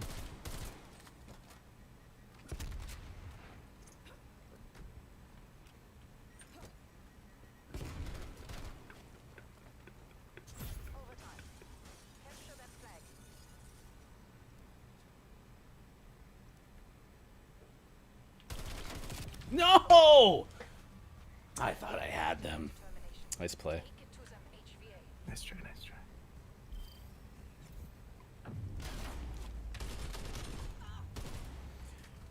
Thank you. I'm always drinking coffee on stream, so figured I might as well make a brand and have a few high caffeine blends for us gamers. Long sessions require a lot of coffee. Yeah, and after the pandemic's over, Hofbrew will not have to hang out alone anymore. I miss Hofbrew. I did too. Good company, that Carl. I am playing horribly, and I apologize. Let your teammate down. I did. But this will not be a write-off like you getting rid of me for Thanksgiving, so. You put it through him. Oh my gosh. Hofbrew, you did miss it yesterday though, because I woke up at 1 in the morning. I had my normal 2 cups of coffee, and I'm trying to limit coffee because I could drink coffee all day, but I just couldn't finish out the show, so I had a Coke Energy on stream. Ooh, I love Coke Energy. Not a sponsor. It's too tasty. Could be a sponsor. Not a sponsor yet. Can you pull? Oh, behind me. Left.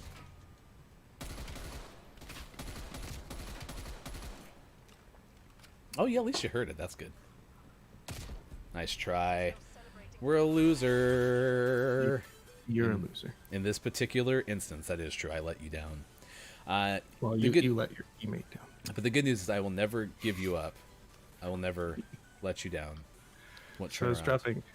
You didn't hear me at first, so I just continued to drop subtle hints, but I wasn't in that game. Yeah, I figured that. So I didn't realize it until right now. But when I didn't see you on that one kill cam, and I was like, but there's a red name there, so clearly this should have been you. Did anyone else notice this? So at the very beginning of it, you go, you were like, he's in our spawn. I was like, oh, I'm not with. I heard I'm not that. with you. I got disconnected. Oh, I didn't hear you say disconnected. I heard you say something like I didn't have a spawn. And so I just went with it. I was watching you on Twitch. So, I said I'd let you down. You're like, you're not letting me down. And you kept You're saying like, to your teammate. and you were like, oh, this is a really, really long round of gunfight. I was like, not for me.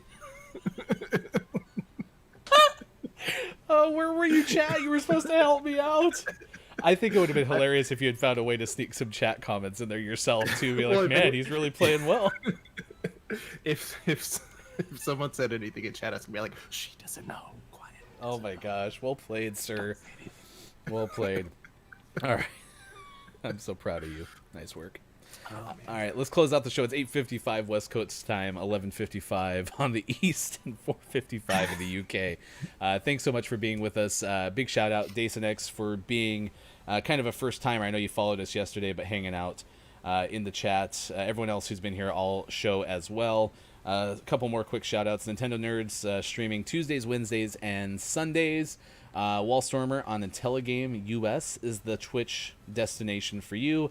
Find them at least on Saturdays and Wednesdays. I know that for a fact. I'm pretty sure. Pretty sure. Dr. Chick, you are so generous. Thank you so much. And then Dacenex, as I mentioned, appreciate you offering us up some coffee down the road. Culty Vibes was here earlier. Streamer 45th Parallel podcast. I think I hopefully got most, if not all. But you are always welcome to let us know when you're streaming and when you'll be on, because we love to promote. And for all the streamers out there, too, and Josh, I thought of you for this.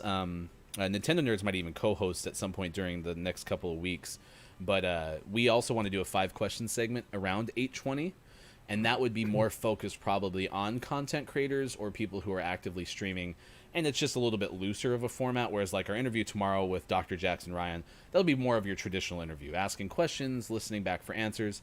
5 questions might be kind of more of a looser format, but still a lot of fun. So if you're ever interested in doing that, or you know people, this is also a big deal to me. If you know people that we can talk to and have on the show in those kind of formats, please let us know. You can always email us gamingmorningshow@gmail.com, or of course on Twitter. You can find us at WatchGMS. All right, hit us up with the Gaming Morning Show Morning Gaming Renews. We go to #VideoGameExpert. Here's Sean. To wrap up December 17th, 2020, this is your Gaming Morning Show Morning Gaming Renews. First up, if you are a fan of esports and a fan of watching the Asian Games, in 2022, the 19th Asian Games will feature esports as a medal event as part of the intellectual titles category, which includes other events such as chess. So check that out in 2022. I've never actually watched the Asian Games, but it is it's the second biggest sporting event after the Olympics. So worth checking out. See how it blows over. And then Xbox Series X and S, and by association PC, is going to be the place where you can exclusively play Arc 2 when it comes out in 2022. Is that 2022 also? Is this just a 2022 preview stream? We're trying to get ahead of the Game Awards next year. It won't arrive until 2022. When it does, it will be exclusive to Microsoft platforms, at least at first. This is a timed exclusive, so it will also appear most likely on PlayStation consoles sometime after that. How long, we don't know. We will find out, I'm sure, in 2022. Maybe it'll be announced at the Asian Games. Name of the morning today was Yum Yum Line, out on Switch today, so check that out. And we did tweet all these things out on Hefty Goof because I didn't pick the right handle this morning, but we will retweet those out at WatchGMS a little bit later. Anybody have a raid recommendation? Last call for raid recommendation. I have one that I can find that I will send us to, but if anyone has a recommendation, you have about 30 to 45 seconds. We will be back tomorrow. Sean always in the first hour, and then he has to take off tomorrow. We are planning to have Look, It's Mike O from Twitch hang out with us coming up tomorrow as well. So it should be a 3-wide stream at the beginning. Sean will tail off, and we will go to Look, It's Mike O and myself for the rest of the hour. I hope everyone has a good weekend. If you're not able to join us tomorrow, of course, enjoy today's National Maple Syrup Day, Wright Brothers Day. As we all know, the Wright brothers had their day before they figured out the flying thing. It was because they were the best dancers in town. That may not be true. Dacenex is going to ask us to send us over to Ricky Bobby. So we will do that going forward, and appreciate everyone at least saying hi from WatchGMS as we send you over to Ricky Bobby on the Twitch side of things. Until we see you again tomorrow at 6 a.m. Pacific time, that is Sean. I am Ryan. Thanks so much for having fun with us today, and we will talk to you again soon for more Gaming Morning Show on Facebook Gaming, Twitch, YouTube, and at GamingMorningShow.tv. Raid coming up.